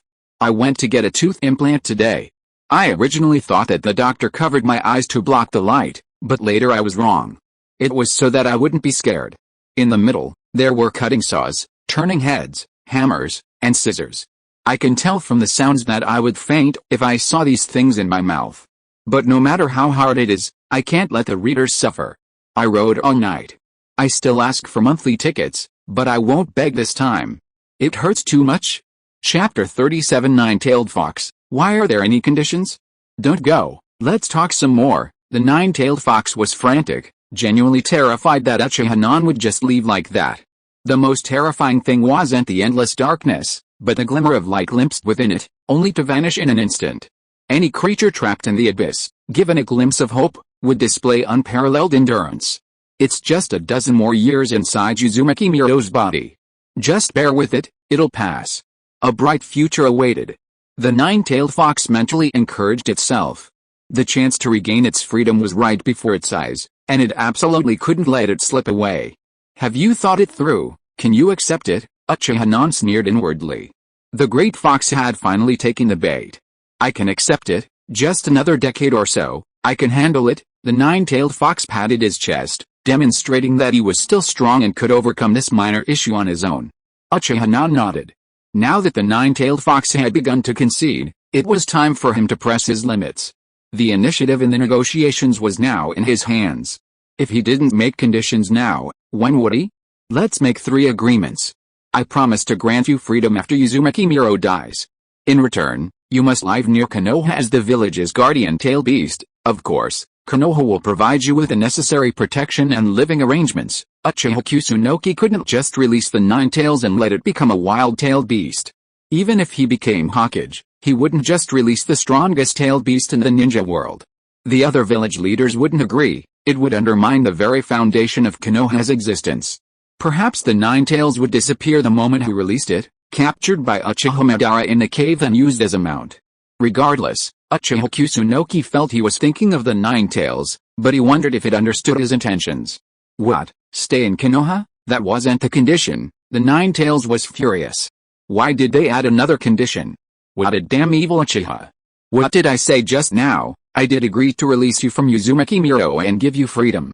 I did you such a big favor, and you won't give me anything in return. That's really mean of you.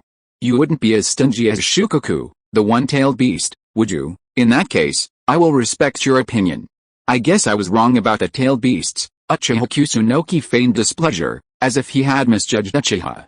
His words made the Nine-Tailed Fox feel like he had done something terribly wrong and wronged Uchiha Kusunoki. Especially since Uchiha Kusunoki had just mentioned Shukaku, the one-tailed beast. It had always been at odds with the other 8-tailed beasts, and quarrels and fights were common. The Nine-Tailed Fox couldn't accept being grouped with Shukaku. It was the strongest tailed beast, and even death wouldn't let it be reduced to Shukaku's status.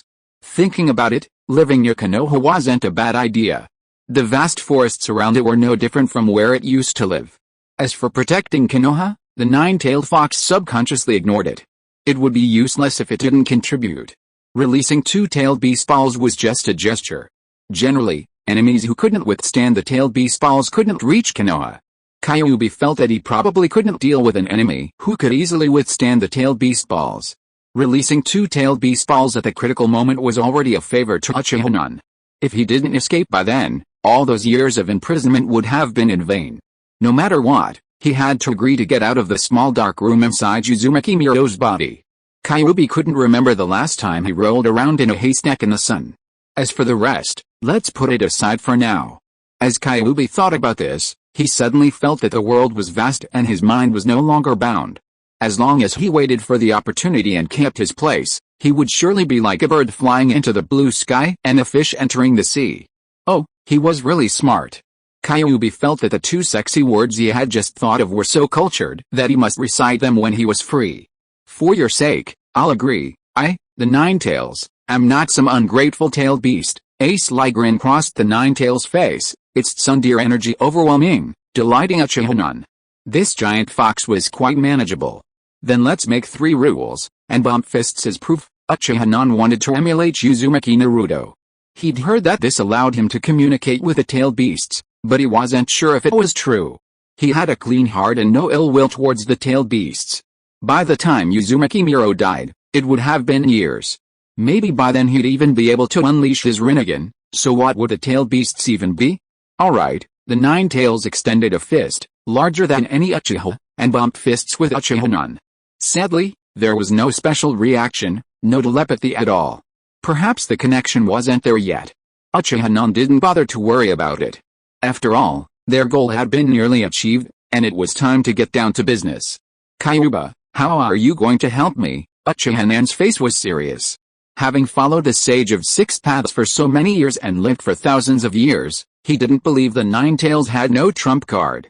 Uzumaki Mito wasn't like Uchiha Madara and Senju Tobirama, who could simply crush the 9 tails with sheer force. The 9 tails would surely have a way to influence her. I've been trapped inside Uzumaki Mito for so many years, constantly eroding the seal with chakra, but the amount is so tiny, almost imperceptible, but I have plenty of time. A drop of water wears away a stone. Kyuubi will eventually grow old and weak. As long as the seal weakens, I'll have my chance. The 9 tails smirked sinisterly, looking wicked. Uchiha Non nodded, realizing he hadn't misjudged the 9 tails. Foxes are always cunning and treacherous. Uchiha Non gave the 9 tails a thumbs up, praising its perseverance. This made the 9 tails feel a little proud, and continued to say to Uchiha Non, after you go out, I will mobilize all the chakras that are eroding the seal. By then, the seal will be weakened, and I will do my best to take back the chakra that was snatched away by Uzumaki Mito. By then, Uzumaki Mito will use all her strength to suppress me, and will not be able to maintain the tailed beast transformation. I don't need to teach you the rest, give me a good beating, Uzumaki Mito, that stinky bitch. The 9 tails showed a sinister smile, obviously he had no good impression of Uzumaki Mito at all.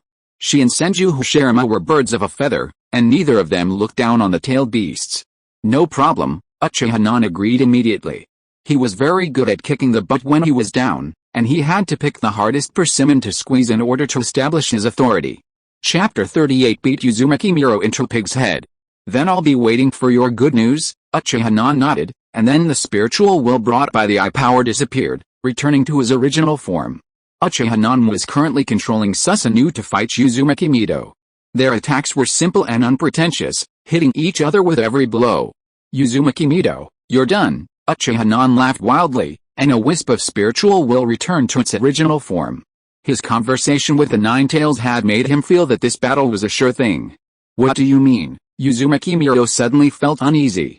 According to her calculations, if she continued to fight, she would definitely be able to hold out until Uchiha Non's chakra and eye power were exhausted, and then victory would be hers. Mito, steal my chakra, give it to me, the 9 tails' shrill voice echoed from the depths of its heart, and its tail, previously sealed by chains, began to tremble. The chakra that had been eroded for years suddenly burst out, and in just a few seconds, 4 or 5 chains were completely broken. The remaining chains began to crack. The 9 tails roared like a beast, struggling to break free. It had already torn a corner of the seal and began to fight for control of the 9 tails chakra, growing stronger. Damn it! How could this demon fox's chakra erode the seal at this moment? Uzumaki Mito was horrified and began to mobilize the power of the seal to suppress the 9 tails. He absolutely could not let it escape. The chains that had been shattered reappeared, attempting to bind it again. But the 9 tails was no easy task. He was the strongest of the 9-tailed beasts. Hashirama Senju had exerted immense effort to seal him back then. Now that he had a chance to rise again, he was determined to cause chaos. Perhaps his escape would come today, without having to wait all these years. As for Uzumaki Miro's life or death, was that something a single-tailed beast should consider? Damn all the Jinchuriki in the world. They all used the tailed beasts as tools of war. What a shame. Seal me. That won't be easy. The 9 tails struggled to break free. Uzumaki Mito, now oblivious to Uchiha Non, began to pull with all her might against the 9 tails. What a chance. Uchiha Non could clearly sense Mito's aura weakening, the 9 tails' power diminishing as the tailed beast transformed into the 9 tails. It seemed the 9 tails was exerting its strength. This was a perfect opportunity to strike back. Uchiha Non punched the Nine Tails in the face, a flurry of military punches that left Miro dizzy. But Mito could only endure it. Even if Uchiha Non defeated her, she would not die. Her status was clear, the widow of Oshirama Senju, the mother of the Senju clan leader, and Konoha's Nine Tails Jinchuriki. Each of these positions guaranteed immunity from death in Konoha. But the Nine Tails was different. If the tailed beast escaped the Jinchuriki's body, the Jinchuriki's life would be over. Damn it. What a bastard. Mito Uzumaki erupted in curses. This damned fox demon must have made some sort of pact with Uchiha Kusunoki, otherwise it wouldn't have struck such a coup at such a good time. No. I can't continue to fight Uchiha Kusunoki. I must completely subdue the Nine Tails. Mito Uzumaki gestured to stop, then released his tailed beast form, ready to concede. I do. Uchiha Kusunoki's eyes widened, reading Mito Uzumaki's lips. This was surrender.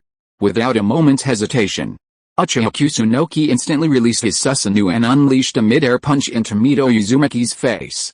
I will fight you to the death. Yes, Mito-sama, I admire women like you the most. Don't worry, I firmly uphold the principle of gender equality and will never discriminate against women. I appreciate your determination to fight, and I will give it my all. As he spoke, Uchiha Kusunoki punched Mito Uzumaki in the stomach, silencing her. Another punch. Just now it was the right side, now it's symmetrical. Although Uzumaki Mito's face has a few more wrinkles, the marks of time are not noticeable, and her charm remains. It's clear at a glance that Mito was a great beauty in her youth. But Uchiha Kusunoki is not one to show any mercy. So-called beauty is ultimately but a handful of earth, and dust returns to dust. A beautiful girl, like a flower in the world, will be trampled by footsteps on the roadside or, in time, wither in age, become ugly fertilizer nourishing the soil. The teachings of the great love lord are still ringing in my ears. Eat my face and disfigure it with your fist. Soon, Uzumaki Mito's face is swollen, resembling a pig's head. I said I surrender. Hey. What? I was reckless, and this is your fault. Mito-sama, why didn't you say so sooner? Uchiha Kusunoki, with a look of concern on his face, instantly stopped and helped Mito up. Apology washed over his face, but he couldn't suppress the smile on his lips. So cool. After enduring all these years, even if he couldn't defeat Senju Tobirama, beating up Uzumaki Mito wouldn't be a bad idea. After all, the relationship between the Uchiha and Senju clans has never been good. Fuck you. Uzumaki Mito's eyes were filled with murderous intent. If it weren't for the Nine Tails stirring up trouble within her, she would have fought Uchiha Kusunoki to the death, even at the risk of her life. He's bullying a woman like that. He didn't hide her anywhere else, just her face. She's already been beaten to pulp. Even if Uzumaki Mito feels she's old and doesn't care about her looks anymore, she can't be so brutal. She still has some dignity. Mito-sama, it's really not my fault. You're just too slow. I know a little bit about medical ninjutsu. How about I treat you? Uchiha Kusunoki's smile was almost unbearable, but he still tried hard to hold it back, at least to put on a show. Get out of here, you inherently evil Uchiha brat. The position of Hokage is yours, now leave me alone. Uzumaki Mito seemed to have reverted to her youthful, irritable self, constantly cursing. Uchiha Kusunoki put on an innocent expression, helplessly turned around, and walked towards Uchiha in a hurry, ready to announce the good news to the Uchiha clan. After so much preparation, they finally succeeded. From now on, the Uchiha clan would have the final say in Konoha. Ha. Uchiha Kusunoki couldn't help but burst into laughter as he walked, making the sharp-eared Uzumaki Mito's curses grow louder and louder. Even if he was going to laugh, could he have stayed farther away? Nine Tails, right, you mess with me now, and you're dead. Uzumaki Mito, freeing his limbs, began to deal with the Nine Tails with all his might, ready to vent his anger on it. Ho-ha, you pig-headed Mito, how could you be beaten like this by a junior? You're so lame. Kyuubi's sarcastic laugh completely ignited Mito's rage, and he began to suppress it with all his might. In the end, Mito naturally won. At this moment, Mito was still very strong, far from exhausted. You like to scream, right? I can't stop whipping you. In the sealed space, Kyuubi was once again tied up. Mito's hair fluttered, and several chains whipped Kyuubi's buttocks, making Kyuubi scream in pain. Uchiha-nan, you bastard, this is all your fault. If you don't keep your promise, I won't let you go, Kyuubi roared in pain. Don't mention Uchiha Non to me, I can't stop whipping you, asshole, please vote, please vote. Chapter 39, Celebration within the clan. The selection of the third Hokage had finally concluded, and news of Uchiha Kusunoki's resounding victory instantly spread throughout Konoha. According to gossip from the onlookers, Uzumaki Miro-sama was beaten so badly by Uchiha Kusunoki that he had to cover his face with a cloth before returning to the Senju clan's territory. Of course, the Senju clan immediately issued a statement regarding this rumor. Rumors, pure and simple. Anyone who dared to gossip would be sent to the Anbu. Uzumaki Miro-sama had yielded to avoid being blocked by the young man, but ultimately, he narrowly lost to Uchiha Kusunoki. The Senju clan mobilized their clan forces, spreading the news throughout Konoha. Such a shameful event was something they had to conceal. However, this news was quickly overshadowed by the news that Uchiha Kusunoki would soon become the third Hokage. Previously, the Hokage line had always been dominated by the Senju clan, but now the situation had changed. With the attack and defense changing, the Uchiha clan would take the initiative in Konoha. The ninja clans of Konoha have always been opportunistic. They will support whichever of the Uchiha and Senju clans wins. For a time, the Uchiha clan's doorstep was almost trampled by people, and all kinds of clans wanted to join them. Uchiha Non was naturally happy to see this happen. These ninja clans wanted to be under the protection of the Uchiha clan in the future, so how could they come without bringing gifts? Each envelope contained a thick stack of gifts. If they didn't bring much, Uchiha Non would not even see them. As for the ways of the world, it's natural for clans to be familiar with each other. However, Uchiha Non only met the clan leaders of those small clans to get acquainted. Whether he would reuse them in the future was another matter. Although Uchiha Non might not remember who came, he would definitely remember who didn't. Uchiha Non focused on meeting the Bloodstained clan and the Mystic clan. Hinata Takuma came to visit Uchiha Minami with gifts and high spirits. The Uchiha clan and the Hyuga clan are now in a honeymoon period. Uchiha Minami defeated Uzumaki Mito and ascended the throne of Hokage. As an ally, the Hyuga clan will naturally reap a lot of rewards in the future. However, what caught Uchiha Minami's attention was that Hinata Takuma also brought a girl from the main family, named Hinata Asuka, who was only 12 years old. After Uchiha Minami and Hinata Takuma exchanged greetings, Hinata Takuma eagerly introduced Hinata Asuka to Uchiha Minami. She was dressed in a yellow kimono, polite and mature beyond her peers, but still childish. Her appearance was naturally excellent, and she looked somewhat similar to Naruto's sister-in-law Hanabi, but more stable. Hinata Takuma praised Hinata Asuka highly, saying that she was the most outstanding girl in the main Hyuga family. Hinata Takuma had a clear vision. Uchiha Kusunoki's power had already reached the pinnacle of the ninja world, and he would likely rule Konoha for decades. For the future of the clan, a mere woman was nothing. While there might be a risk of bloodline loss, that wasn't a problem. Hinata Takuma had a far-sighted vision. If all went well, Uchiha Kusunoki and Hyuga Asuka would marry, and they had a child. The combined power of Uchiha Kusunoki's bloodline and the Hyuga clans would undoubtedly result in a child with undeniable talent, a true genius among geniuses. As Uchiha Kusunoki's child, he might even become the future fourth Hokage. With both Hyuga and Uchiha bloodlines, rounding it off, wouldn't that be equivalent to Hyuga clan Hokage himself? The potential risks of bloodline loss far outweighed the potential gains from this investment, so why not proceed? The Hyuga clan pursued prosperity and inheritance. Later generations were so frustrated that they dragged the clan leader's own brother to his death, pretending to be superior, yet ultimately lacking in moral integrity. If it were an Uchiha, he would probably fight Kumagakure to the death. Is he trying to be a pimp? Uchiha Kusunoki looked at Hinata Takuma's Celestman-like demeanor and asked himself if he had lost his moral integrity. He didn't expect Hinata Takuma to be even more unrestrained than him. Even a 12-year-old girl could poop, but Hinata Asuka didn't seem dissatisfied. Konoha was only established 20 years ago and was full of the legacy of the Warring States period. As long as someone came to Hatsuki, they were considered candidates for reproduction. After all, the high mortality rate of ninjas was well known to everyone. But Uchiha Kusunoki was not so beastly as to attack a 12-year-old girl. He didn't want to eat the peanuts of the river crab god, so he just made a vague answer and let it go. Seeing that Uchiha Kusunoki didn't mean that, Hinata Takuma didn't mention it anymore. Today was just a preliminary meeting and there would be plenty of opportunities in the future.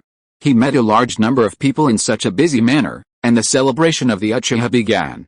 At night, at Nanga Shrine, all of Uchiha Kusunoki's clan members had gathered, even the ordinary, ignorant ones. Fireworks and firecrackers were set off from the stage, illuminating the night sky like day. After the fireworks, Uchiha Kusunoki was escorted by the clan elders to pay homage to his ancestors. Tears welled in their eyes, the elders wept uncontrollably as they gazed at the ancestral tablets, praising him endlessly.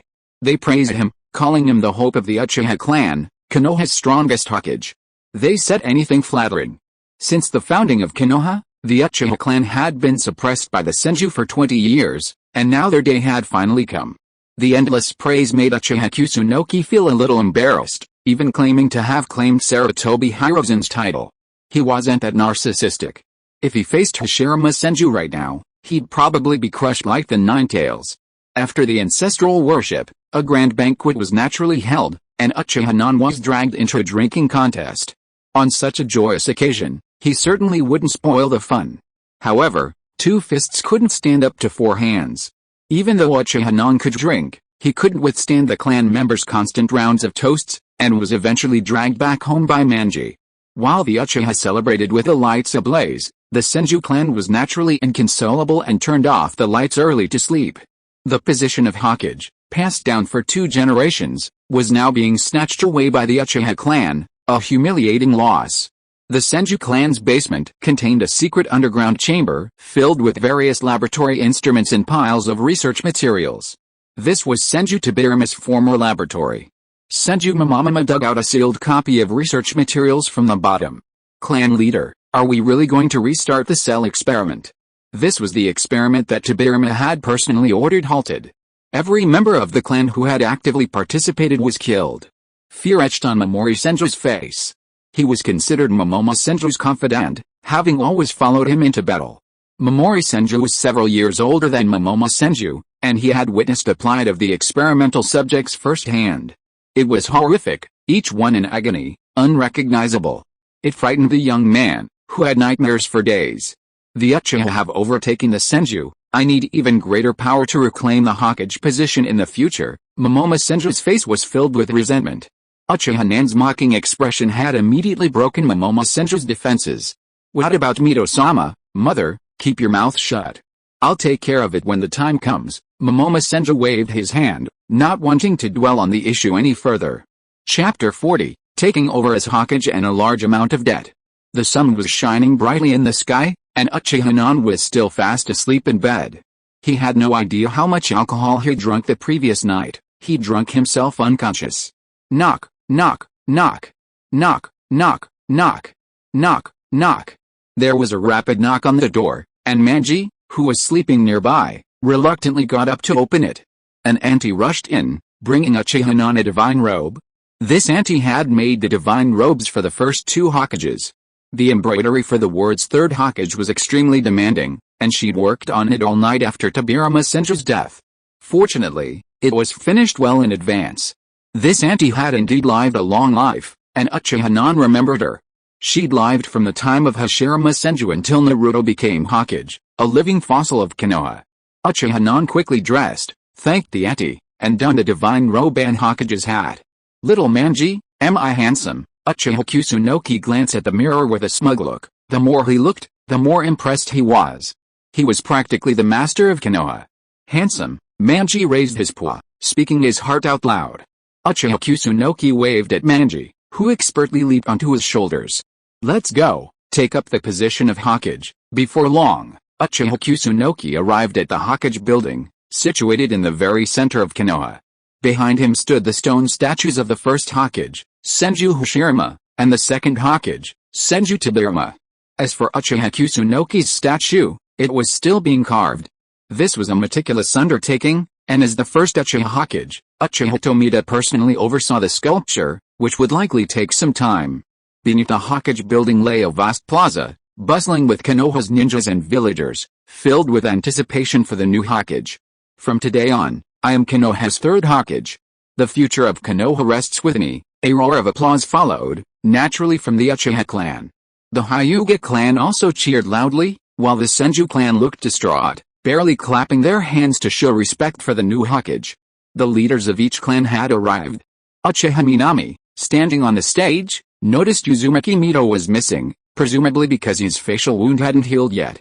The succession ceremony lasted all morning, and in the afternoon, Uchiha Minami's first meeting as Hokage officially began. In the conference room, Uchiha Minami sat in the center, Uchiha Tomita to his left, and Senju Momomo to his right. The other clans were seated according to their strength. Today is my first day as Hokage. Konoha is in need of a major overhaul. Feel free to speak freely at this meeting and share your views on Konoha's future. Uchiha Minami decided to open the floor and listen to the opinions of Konoha's local leaders. Hokage-sama, let's put aside the matter of building Konoha for now.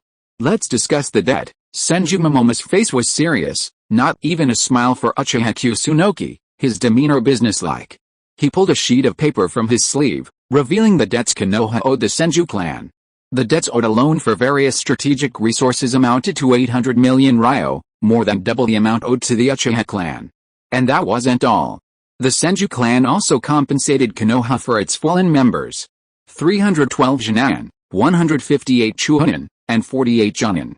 According to Konoha regulations, the average Junin's pension was between 300,000 and 500,000 ryo, while a Chunin's was a step up to 800,000 to 1 million ryo. A Junin's life was even more valuable, reaching 3 million to 5 million ryo, with fluctuations based on meritorious service. Even at the lowest possible standard, compensation would still be close to 300 million ryo, leaving the Senju clan alone with a debt of 1.5 billion ryo. Senju Tobirama was the Hokage of Konoha. As the Hokage's family, their dedication to Konoha was natural, and the price they paid was naturally Konoha's highest, practically throwing away half their entire fortune. Konoha's finances had become a mess, unbearable to even contemplate. If Senju Tobirama had still been Hokage, the Senju clan could have tolerated it, but now that Uchiha Kusunoki was in charge, the Senju clan couldn't afford to lose a single cent. So much, Uchiha Kusunoki looked at the astronomical sum, his head spinning. The starting price for an elite Chunin to perform an S-rank mission was 1 million ryo. This debt was equivalent to forcing Uchiha Kusunoki to undertake 1,000 extremely dangerous S-rank missions. It was an astronomical sum. Senju Momomo pulled out a file bag filled with various IOUs, all bearing Senju Tobirama's seal. If Hokage-sama doesn't believe me, you can check the accounts. Uchiha Kusunoki frowned as he flipped through the IOUs. Hokage-sama, in fact, Konoha's finances owe Hyuga a debt of more than 800 million taels. The specific details are as follows. Hinata Takuma was sitting in the audience, feeling a little embarrassed. Since Senju Momono had spoken about this debt, for the benefit of Hyuga, Hinata Takuma naturally had to stand up and speak for Hyuga. Friendship is money, and money is money. Not a penny less. The two top families of Konoha asked for debts, and the rest of the ninjas naturally couldn't be so polite. They wanted to be coy and polite and talk to Uchiha Nani in private. In this case, there is no need to hide it. Anyway, there is a tall guy in front, and Uchiha Nan can't blame them all. Uchiha Nan's eyes weren't already red. The total debts were about 11 billion, but Konoha's finances were simply dismal, all in deficit. Alright, I'll take care of these accounts. Uchiha Kusunoki gritted his teeth, glaring fiercely at Momomo Senju. He'd already gotten himself into a big mess on the first day of the meeting. Momomo Senju looked at Uchiha Kusunoki, his eyes fixed on his nose focused on his heart, not even glancing at Uchiha Kusunoki. He was still calculating how to immediately begin the experiment on his father, Hoshirama's cells, once the money arrived.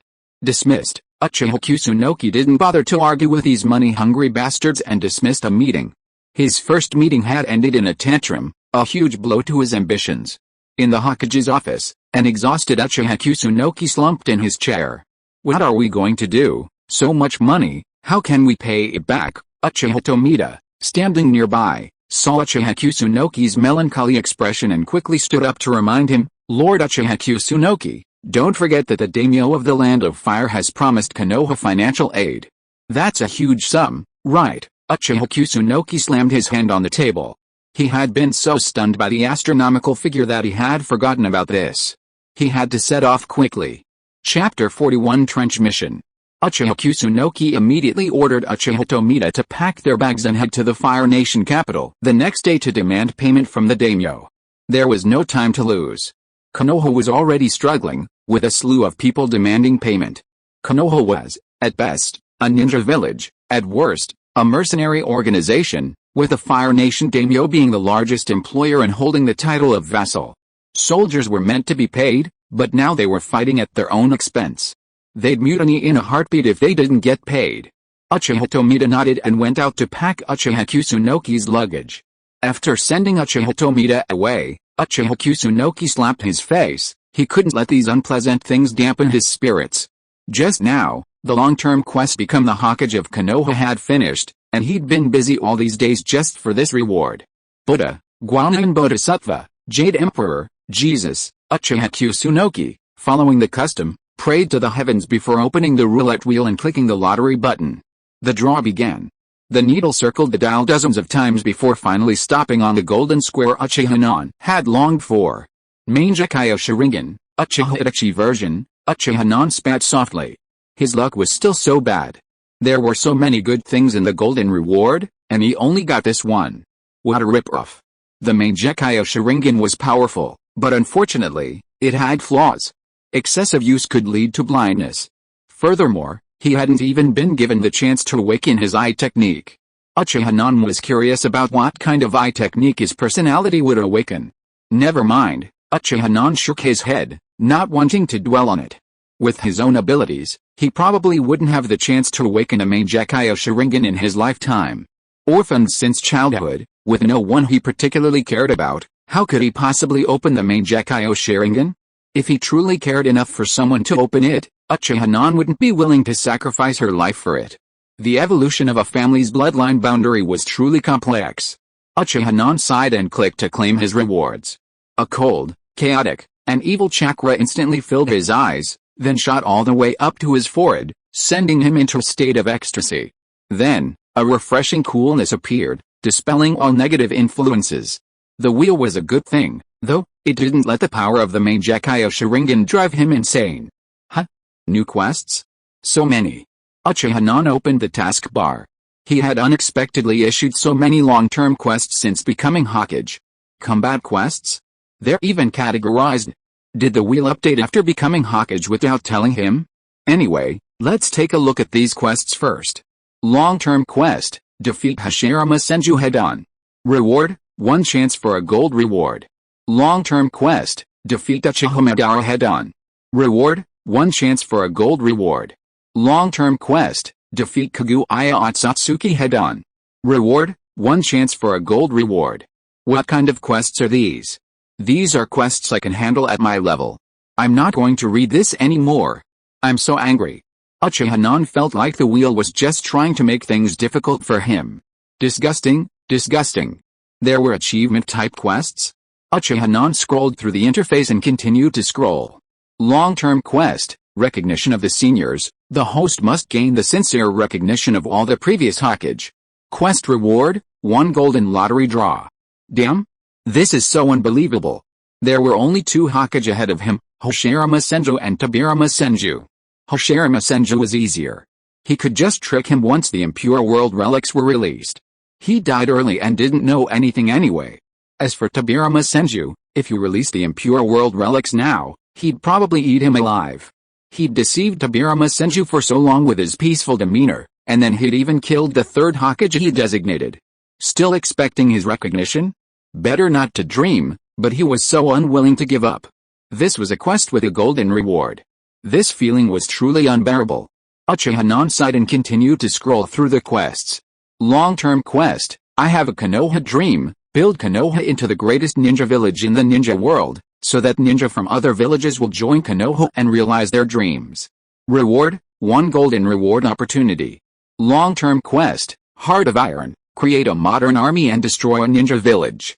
Reward, 1 golden reward opportunity.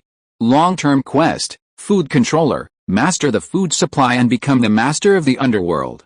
Create a company that controls food pricing throughout the ninja world. Reward, 1 golden reward opportunity. Long-term quest, Entertainment to Death, capture the trends in ninja entertainment and create a company that will become the most powerful entertainment company in the ninja world. Reward, 1 golden reward opportunity. Long-term quest, Financial Tycoon, create a company that controls a nation's economy and trade. Reward, 1 golden reward opportunity. Uchiha Nan's face grew grim as he scrolled down. Is this a human quest? There's no quest that can be completed at this stage, and yet every quest reward is golden. This is clearly a seduction. Killing someone, destroying their heart, killing them. Uchiha Nan suppressed his rage and continued scrolling. There were still life-related tasks below. I hope they're not too difficult. Long-term quest, please call me Seogong, actually own 3 or more widows. Reward, 10 chances to draw a lottery. Long-term quest, brothers are like siblings, women are like clothes, imitate Emperor Aeoli and, after marrying a wife, sleep with your brother for 3 months. Reward, 10 chances to draw a lottery. Long-term quest, the 2 Kiao sisters are locked up in Twink Spring, own twin sisters. Reward, 10 chances to draw a lottery. Long-term quest, save the last bullet for me, marry a younger girl. Reward, 10 chances to draw a lottery. Damn it. I think you're just giving me these tasks to mess with me. Uchiha Nan was smitten. The life-related tasks were indeed easy, and the rewards were reasonable. But was this something a human could do? Forcing himself to complete these tasks would only make others think he was a humanoid feces spirit. His moral integrity was completely shattered. My life as a human being should be declared over. In my previous life, I always kept my browser in incognito mode, fearing that I would die suddenly one day and others would see my browsing history and die socially. I really had foresight, and I did die suddenly later. These trench tasks are simply trying to push me to a dead end, leaving no way out. Do you want strength or integrity? Uchiha Nan slammed the table hard, trying to ease his worries. Outside the room, Uchiha Tomita, who was helping Uchiha Nan pack his luggage, heard the sound of slamming the table in the room, and knew that Uchiha Nan was angry. Being a Hokage is hard. It's so hard to be asked for money on the first day. Uchiha Tomita decided not to go in for the time being, and give Uchiha Nan some time to vent. If you are listening to this novel on a channel other than Fanfic World, it means it was downloaded and re-uploaded without effort. We warmly invite you to visit our channel, Fanfic World. There you will find the original version of this story and many other novels of various genres.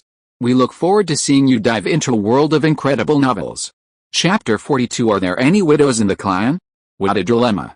Uchiha Nan's thirst for power is undeniable. The missions offering gold rewards are currently impossible to complete due to various limitations. However, the missions offering 10 lucky draws can be completed with a simple sacrifice of integrity. Uchiha Nan pondered. Those are 10 lucky draws, which would require him to accumulate nearly a year's worth of lottery opportunities. Who knows, maybe he'll win something special. Someone always gets lucky, so why can't he be that lucky guy? Outside, Uchiha Tomita heard the thumping on the table fade away. He tiptoed in and saw Uchiha Nan, his eyes closed, head in his hands, lost in thought. Uchiha Nan-sama, your luggage is packed. Tomita.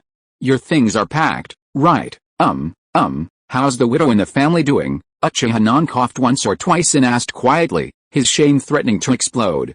A widow, don't worry, Master Uchiha Kusunoki. When Uchiha warriors sacrifice their lives, their wives will naturally be taken care of by the clan. Although the clan isn't wealthy, at least they can have meat for every meal. Uchiha Tomita, unsure of why Uchiha Kusunoki had suddenly asked, answered honestly. That's good, we must not let Konoha's heroes bleed and cry. Uchiha Kusunoki wanted to slap himself in the face.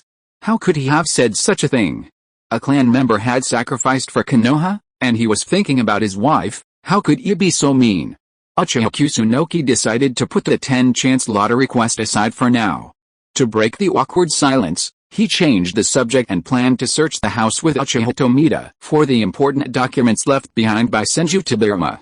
After some rummaging through the drawers, Uchiha Kusunoki successfully found the Book of Seals. There were also a trove of correspondence between Senju Tobirama and the Land of Fire daimyo, clearly documenting the funds he had negotiated with him. It totaled 31 billion ryo, yet Konoha's finances reported it as 30 billion. That bastard, Senju Tobirama, was clearly embezzling the funds. I wonder if the extra 1 billion ryo was given to the Senju clan, or if that old man simply pocketed it for experiments. Experiments aren't cheap, especially high-end ones. Later generations like Orochimaru even ran their own ninja village to fund their own experiments. Uchiha Kusunoki, this 1 billion, Uchiha Tomita's eyes welled up. With this massive sum of money, wouldn't the clan's debts be completely paid? And there'd even be some left over. This was the benefit of having a Hokage in the clan. Only heaven and earth know, only you and I know, Uchiha Kusunoki smiled. Let's keep the money for the Uchiha clan. Who knows how much money Senju Tobirama embezzled for experiments during his years as Hokage. Okay, after explaining everything to Uchiha Tomita, Uchiha Kusunoki planned to set off tomorrow to the Fire Nation capital to demand money from the daimyo. The next day, Uchiha Kusunoki embarked on his journey alone, traveling light and without a single guard, intending to return quickly. With Uchiha Kusunoki's strength, facing an enemy he couldn't defeat, his guards were merely a burden.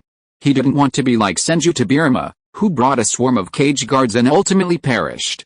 After a long journey, Uchiha Kusunoki arrived at the Fire Nation capital. A long and arduous war had inflicted heavy damage on the Fire Nation capital. Along the way, Uchiha Kusunoki witnessed vast numbers of refugees struggling to survive. He also encountered bandits and ninja who tried to rob him, but he dealt with them all. The Fire Nation was still primarily an agricultural nation. While there were signs of technological advancement, it was unclear how far this had progressed. It was undoubtedly a chaotic mess. Farming still relied on human and animal power, and transportation was by horse-drawn or ox-drawn cart, not unlike ancient feudal society. Productivity was probably still at the level of the Ming and Qin dynasties, or even more backward. Yet, some technologies were ahead of their time. For example, Konoha actually had electric lighting, though a few scattered electric poles stood out, a stark contrast to the city's art style. By the time Naruto lived, refrigerators, televisions, electric lights, and all sorts of other modern appliances had already appeared, a mere few decades removed from our own era, a truly remarkable technological advancement. Upon arriving in the Fire Nation capital, Uchiha Kusunoki rarely saw refugees. Perhaps the officials, unbearably kind, had dealt with the situation. But Uchiha Kusunoki had no time for such concerns. Such is the way of the world. When you're poor, you take care of yourself. When you're rich, you help the world. Uchiha Kusunoki wasn't yet capable of that. Uchiha Kusunoki arrived at the palace and presented his invitation. Seeing him dressed in the Hokage's divine robes, he knew he was the new Sandaime Hokage. No one doubted Uchiha Kusunoki's identity. After all, impersonating the Hokage of Konoha in the Fire Nation's capital to deceive the daimyo was a crime that could land him in jail. Then, Uchiha Kusunoki was led directly into the palace, where he was confronted by a portly attendant. He was then escorted to a side hall and told to wait for the daimyo's arrival. Luxurious. Absolutely luxurious. Though he considered himself a seasoned man, Uchiha Kusunoki was still overwhelmed by the palace's grandeur. The palace itself was nearly half the size of Konoha village, and the high walls surrounding the palace grounds nearly got him lost upon entering. He had to be guided to the side hall. The hall was lavishly decorated, so lavish that even a single piece of wood could fetch hundreds of thousands of taels. There were also all sorts of jewelry, even jewelry that Uchiha Kusunoki couldn't identify. It was a truly bizarre combination of feudal society and the otherworldly world. Even with such corruption and depravity, it still managed to cling to its throne. Kishimoto, you're completely devoid of conscience. A rebellion of refugees is no match for the ninja. Any elite Jonin could lead a team and slaughter them all. What? I'm also a beneficiary? That's alright. Uchiha Kusunoki's thoughts were swirling. After waiting for a moment, he saw a middle-aged man in strange attire, flanked by a group of guards, approaching him. A hero truly emerges from youth. The Uchiha clan has finally produced a Hokage. Congratulations, the daimyo, with an eager smile on his face, complimented Uchiha Kusunoki. Uchiha Kusunoki greeted the daimyo expertly, his tone neither humble nor overbearing. He and the daimyo had a relationship of ruler and subject. Konoha's selection of a Hokage required the approval of the Fire Country daimyo for the process to be complete. However, the Fire Country daimyo knew what was going on and had no intention of interfering in Konoha's Hokage election. He simply nodded his approval to whoever was chosen. Anyway, they're all thugs raised by the family, so it's enough if they are useful. The Hokage has come from afar. You must attend the party tonight. I will welcome you. I fell asleep in the middle. Ha ha ha. Please give me a monthly ticket. Chapter 43 Flexible Moral Bottom Line. At night, the palace was ablaze with lights. Delicious dishes were laid out before Uchiha Kusunoki. This table was overflowing, and there was another. The main point was lavishness. Of course, this was also to protect the daimyo's safety. The daimyo was just an ordinary person, not a ninja. He would only take a bite or two of each dish. Even if a ninja from an enemy village had poisoned the dish, the daimyo wouldn't necessarily eat it unless he was really unlucky. Play music, Hb attendant clapped his hands, and the surrounding orchestra began playing. I don't know what tunes they were playing, but it sounded pleasant. As the singing and dancing began, rows of young girls in cool outfits entered the palace. It was truly a scene of peace and prosperity, a world without trouble. In ancient times, a daimyo who indulged himself like this would have been a king who either lost his country or was close to it. Daimyo, why are you still dancing with me? The daimyo, who had become like Liu Bei, tired of dancing and skillfully returned to his chair, holding the two beauties. The Hokage has come a long way, why not relax a bit? The palace's climate is nourishing, and the girl's skin is incredibly moisturized. The daimyo narrowed his eyes slightly, his demeanor unrestrained. Seeing Uchiha Kusunoki unmoved, he clapped his hands again, and a pair of girls walked in. They were about the same age as Uchiha Kusunoki, with bluish hair and lovely looks. Most importantly, they were twins. They took the initiative and sat down next to Uchiha Kusunoki. Hokage, this is my gift for you today, Feng, Ling, you two must treat the Hokage well for me today, Just like Hinata Takuma, they were pimps. Uchiha Kusunoki was tempted, not because he had any feelings for the twins. Well, he did have some feelings. But that wasn't the point.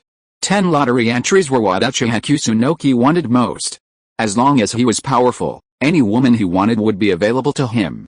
But if he came alone to ask the daimyo for money, and then brought twins back with him, what would the villagers think of him? The daimyo narrowed his eyes slightly, and seeing that Uchiha Kusunoki remained unmoved, he sighed inwardly. Just like those two Senju brothers again? What a shame. Why are they all rejecting my kindness? Ninjas are so annoying. A flicker of disgust crossed the daimyo's face, but he didn't show it. Daimyo, I love this gift, Uchiha Kusunoki finally spoke, and for a moment, he felt as if a layer of his inner membrane had been torn apart. Morality is nothing, strength is what matters. Broaden your horizons. A truly powerful person doesn't care about such things, even a snake uncle can become a snake aunt. Great, great, the daimyo's happier face was palpable, as he pondered. The Uchiha clan seemed easier to get along with than the Senju clan. None of them were good people, so why pretend to be so? Suddenly, the atmosphere heated up. The daimyo rose from his chair and joined Uchiha Kusunoki, sharing the table. Halfway through the round of drinks, Uchiha Kusunoki decided he couldn't go on like this anymore. It was time to get down to business. He needed money. He had to get it from the daimyo first. Daimyo, Konoha's budget is stretched thin. Uchiha Kusunoki rubbed his fingers together. Based on his experience, negotiating money with a financier at this time should be the easiest. Hokage, don't worry. The 31 billion ryo will be transferred to Konoha's account on time. Uchiha Kusunoki looked around at the magnificent hall and shook his head. Not 31 billion ryo, but 41 billion ryo, what? The daimyo was stunned, amazed at Uchiha Kusunoki's appetite. This amount of money was already a considerable sum. If Konoha hadn't fought so hard for the Fire Nation for so long, even starting to dig deep, the daimyo would have planned to return to the 20 billion ryo budget of a few years ago, not to mention 31 billion. Did he really think money would just fall from the sky? Konoha isn't the only one suffering heavy losses. The Land of Fire has also been shattered by this war, with refugees and bandits rife. Your subordinates are becoming increasingly restless, seizing ever more land and finding ways to avoid paying taxes. Just scraping together 31 billion ryo to feed these ninjas is already pushing the limit. The cost of collecting refugees and reclaiming wasteland over the next few years will be a fortune, and you can't just pony up the money from your own treasury. Hokage, you're joking, the daimyo forced a smile and waved his hand. The loud music suddenly stopped, and the crowd tactfully withdrew. The two important figures were ready to discuss serious matters. Do you know that Konoha has the largest budget in the entire ninja world? The Land of Fire has also been in trouble these past few years, plagued by natural disasters and man-made disasters, making it difficult to collect taxes year after year. Do you know why the Sand Village remained quiet for so long after being defeated by Konoha? Uchiha Non shook his head. During the First Shinobi World War, the Sand Village was the first to withdraw, and the specific reasons hadn't interested him much. At that time, he was focused on improving his strength and busying himself with slaughtering people on the battlefield. The daimyo of the Wind Country has cut Sand Village's budget by more than half. Uchiha Non was stunned. He hadn't expected the daimyo of the Wind Country to be so ruthless, even withholding money from a ninja village. Although the entire ninja world promotes the theory of ninja as tools, that ninjas need to learn to endure, they are still human beings after all. They are flesh and blood, not to mention that each of these ninjas is a skilled butcher. Isn't this just courting death? Uchiha Non stopped talking. He was truly unlucky to be with the daimyo of the Wind Country. Even the wages for ninjas were being cut. Uchiha Non knew all too well how much it cost to become a great ninja. He'd spent a fortune on himself. His ninja sword alone cost hundreds of thousands of ryo, not to mention the secret medicines, ninja tools, and other expenses for training. For an ordinary ninja, every penny spent on him would translate into combat power. But so what? The Wind Country is so poor that only the sand remains. If you don't cut funding for the Sand Village, even ordinary people won't be able to survive. Without ordinary people working there, who'll support you ninjas? The daimyo interrupted Uchiha Non, a sneer etched across his face. He'd made it clear he understood Uchiha Non's outrageous demands. Sand Village's funding had already been cut, while Konoha's had even increased compared to previous years. He should be content. Still wanting more?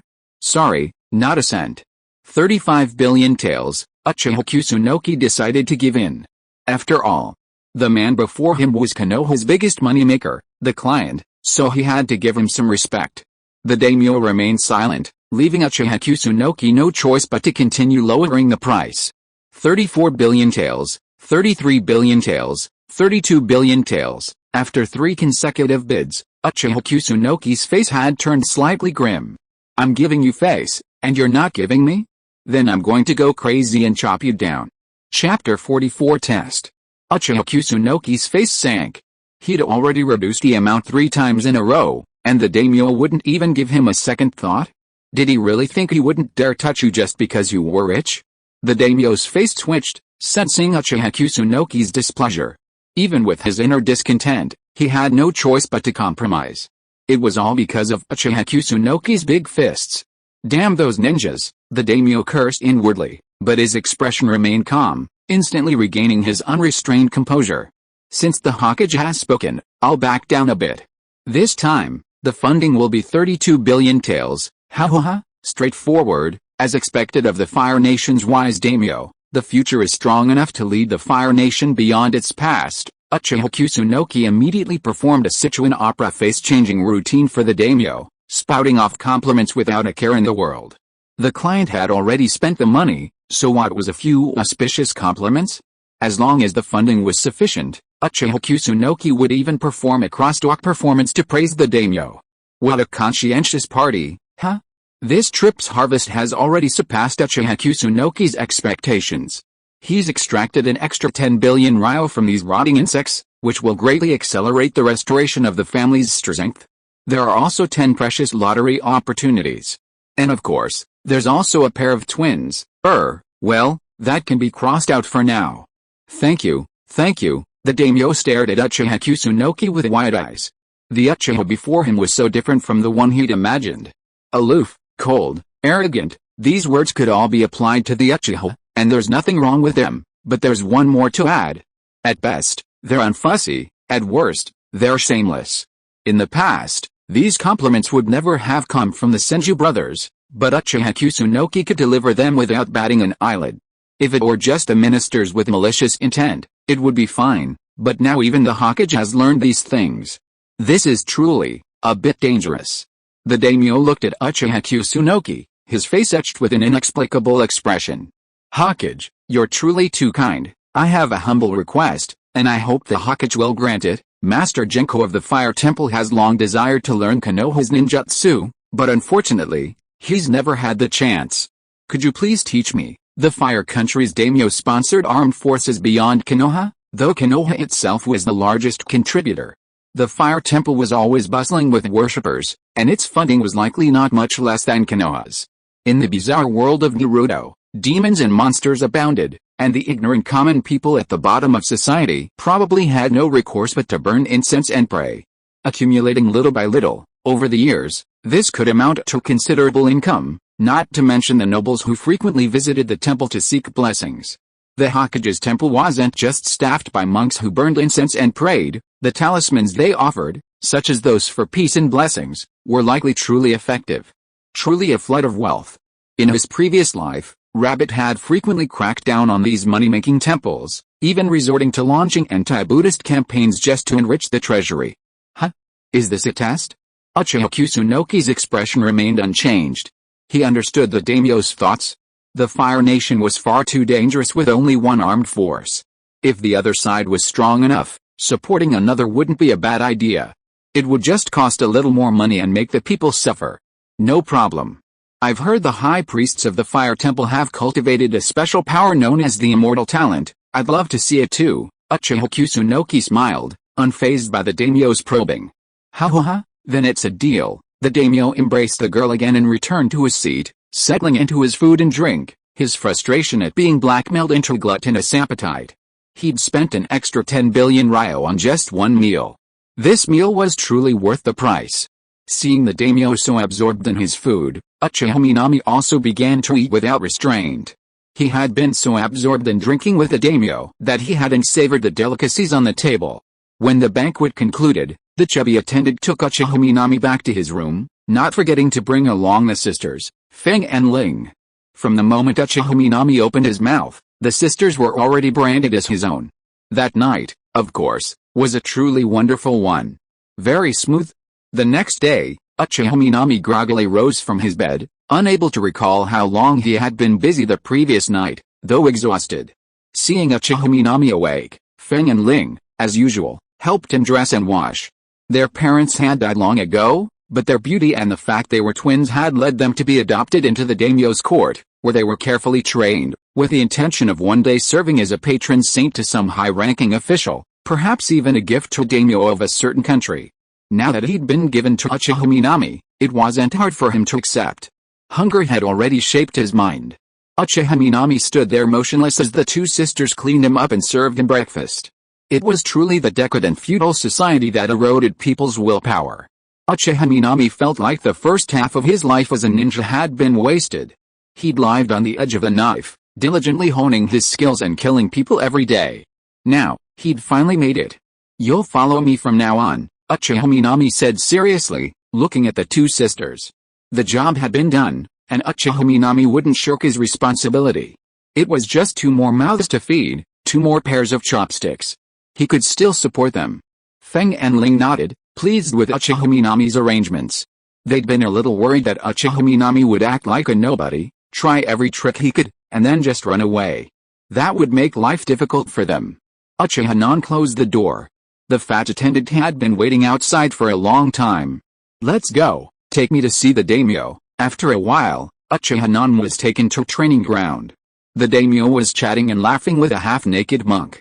From a distance, Uchiha Non thought he had seen Fahei, who also had a bald head and some tattoos on his body. Hokage, did you sleep well last night? The daimyo had a smile on his face, but Uchiha Non always felt that the smile was obscene. Not bad. Your bed is big and soft, better than the one in my house. Ha. If the Hokage likes it, I can give you the best bed. Uchiha Non exchanged some meaningless greetings with the daimyo, and finally got to the point.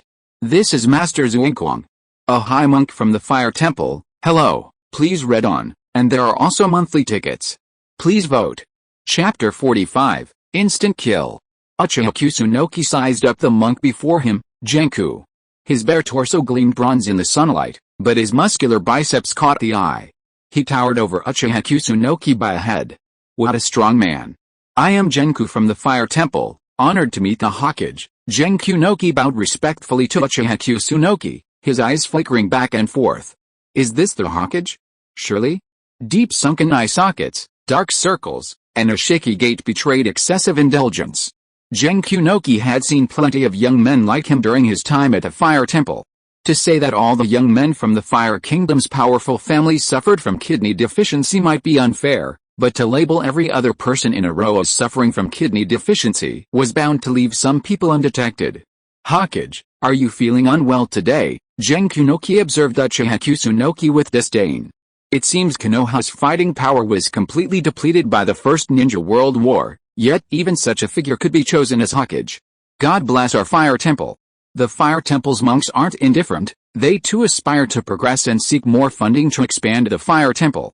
Konoha isn't the only one patriotic, the Fire Temple can also speak to the daimyo.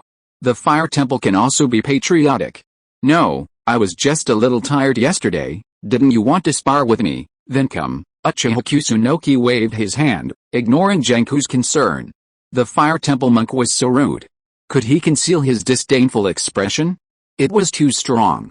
In that case, I'll be polite. As soon as he finished speaking, the air instantly filled with the smell of gunpowder. The daimyo stood by, a beaming smile on his face, delighted with what he saw, and eager for Uchiha Kusunoki and Genkunoki to fight to the death. These ninjas can't all be mixed up, there must always be some conflict. Since that's the case, you two should spar. Remember to stop when you're ready and avoid any damage to the relationship, the daimyo offered a hypocritical exhortation before leaving the training ground. As a common man, he knew only too well that a gentleman shouldn't stand under a dangerous wall.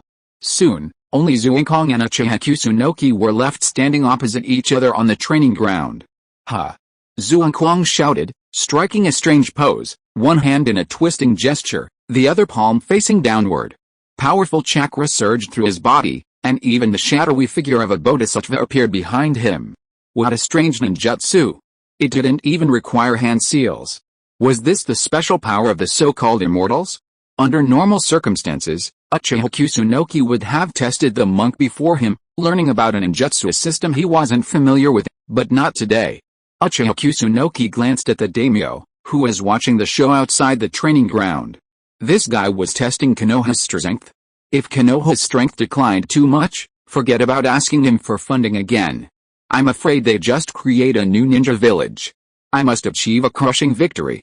Zuinkong watched as Uchiha stared at the daimyo, completely ignoring him.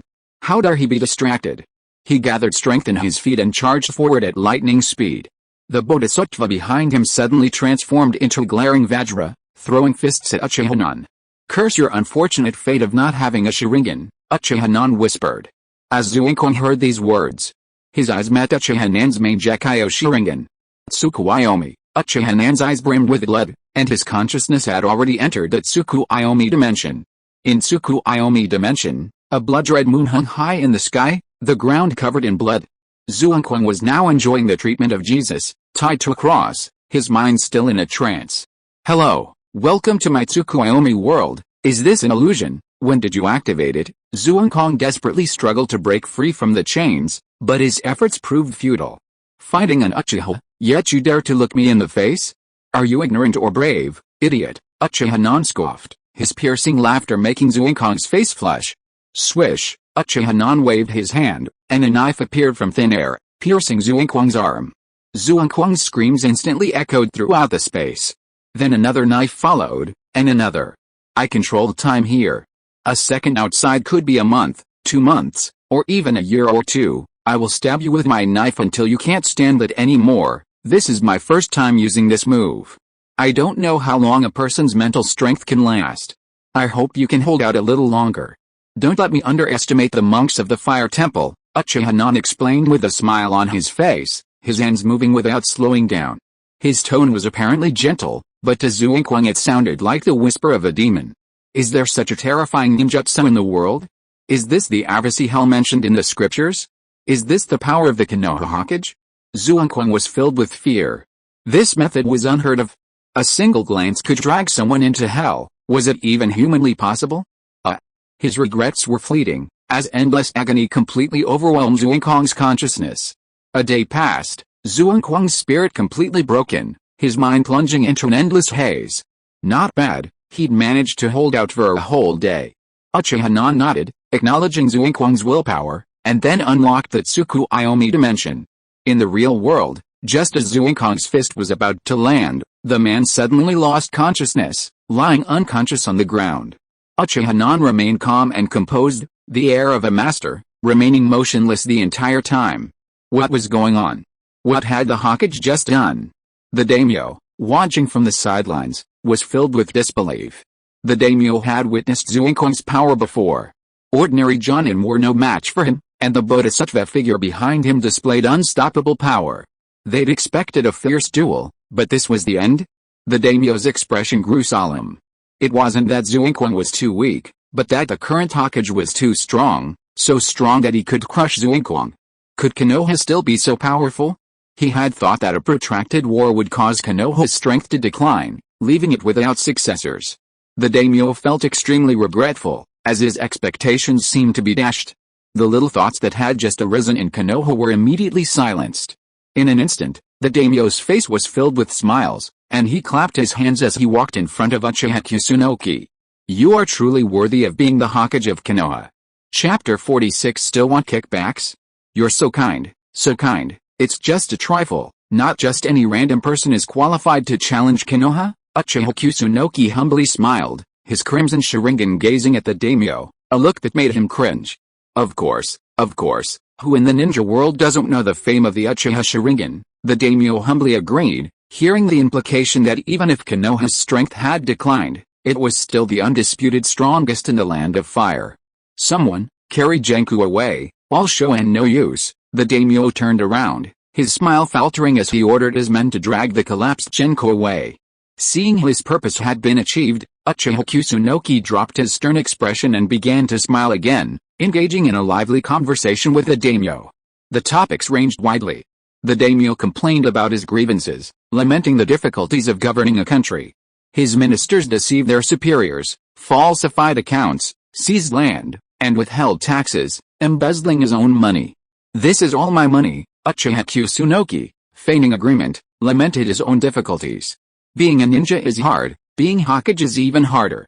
Rolling among swords and spears, navigating the winds and flames, a moment's carelessness can lead to death. Sometimes, human joys and sorrows are shared. The daimyo and Uchiha Kusunoki chatted idly. Men, as men, can talk about history, military affairs, aliens, and the origins of the universe, always with a carefree air, but it always ended up touching on women. Are you satisfied with a gift I gave the Hokage yesterday? The daimyo wore a smile that only men understand, and Uchiha Kusunoki naturally exchanged a smile, the answer speaking for itself. If the Hokage likes this kind of thing, I'm here. The daimyo's eyes shifted, extending an invitation to Uchiha Kusunoki. Women, for them, were the least valuable of all. If the daimyo could even offer a small advantage to Uchiha Kusunoki, the daimyo would do his utmost to meet his requests. Uchiha Kusunoki's mind suddenly flashed back to the Three Widows' horrific mission, but he immediately rejected it. Too perverted. Uchiha Kusunoki didn't want to lose what little dignity he had left. No, don't be so greedy. Uchiha Kusunoki repeatedly shook his head, rejecting the daimyo's offer. The daimyo was slightly disappointed, but didn't show it. After chatting with the daimyo for a while, it was time for lunch, and the daimyo naturally invited Uchiha Kusunoki to eat inside the palace. Since she was already there, Uchiha Kusunoki wouldn't refuse. The daimyo's chef was truly skilled.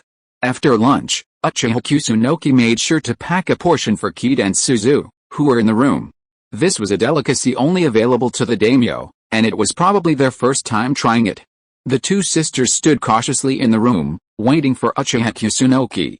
It was said that the important figure before them was a ninja, and the Hokage of Konoha. They weren't entirely familiar with the title of Hokage, but when it came to ninjas, they knew all too well. They'd heard and witnessed stories of ninjutsu being unleashed with a single gesture, and of wandering ninja slaughtering civilians with impunity. Thank you, Master. Kid, the older sister, was the bolder one. She took a box of food. Even though the food was already sealed, the aroma still wafted from it. Gulp, the two sisters swallowed. Uchiha had tormented them for half the night. And they'd barely eaten breakfast.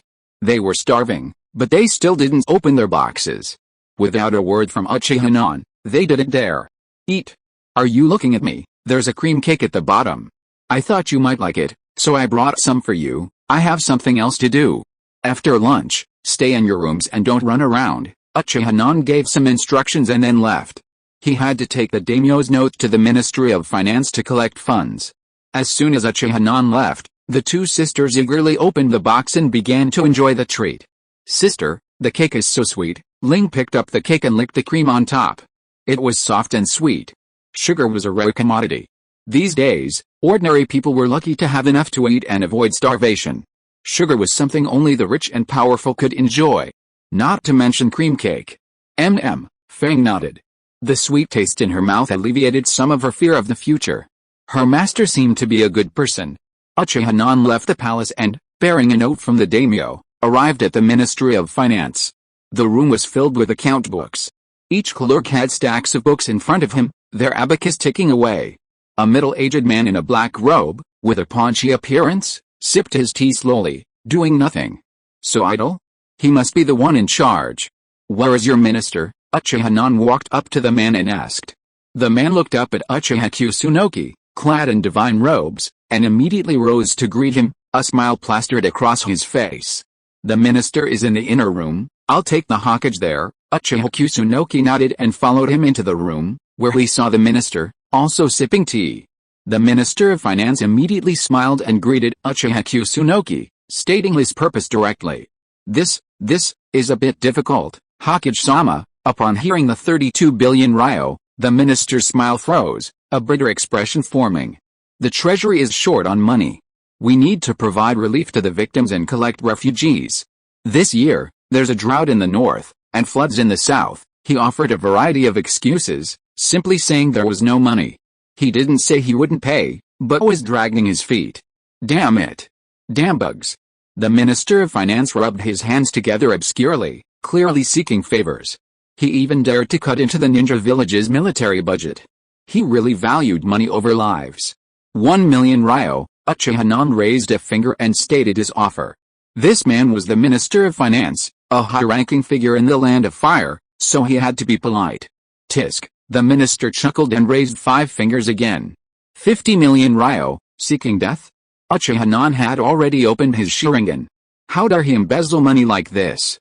Hokage, don't get angry. This is the old rules. I'm not asking for too much, don't worry, we'll cooperate with everything we can. The accounts we've prepared for your Ministry of Finance are flawless.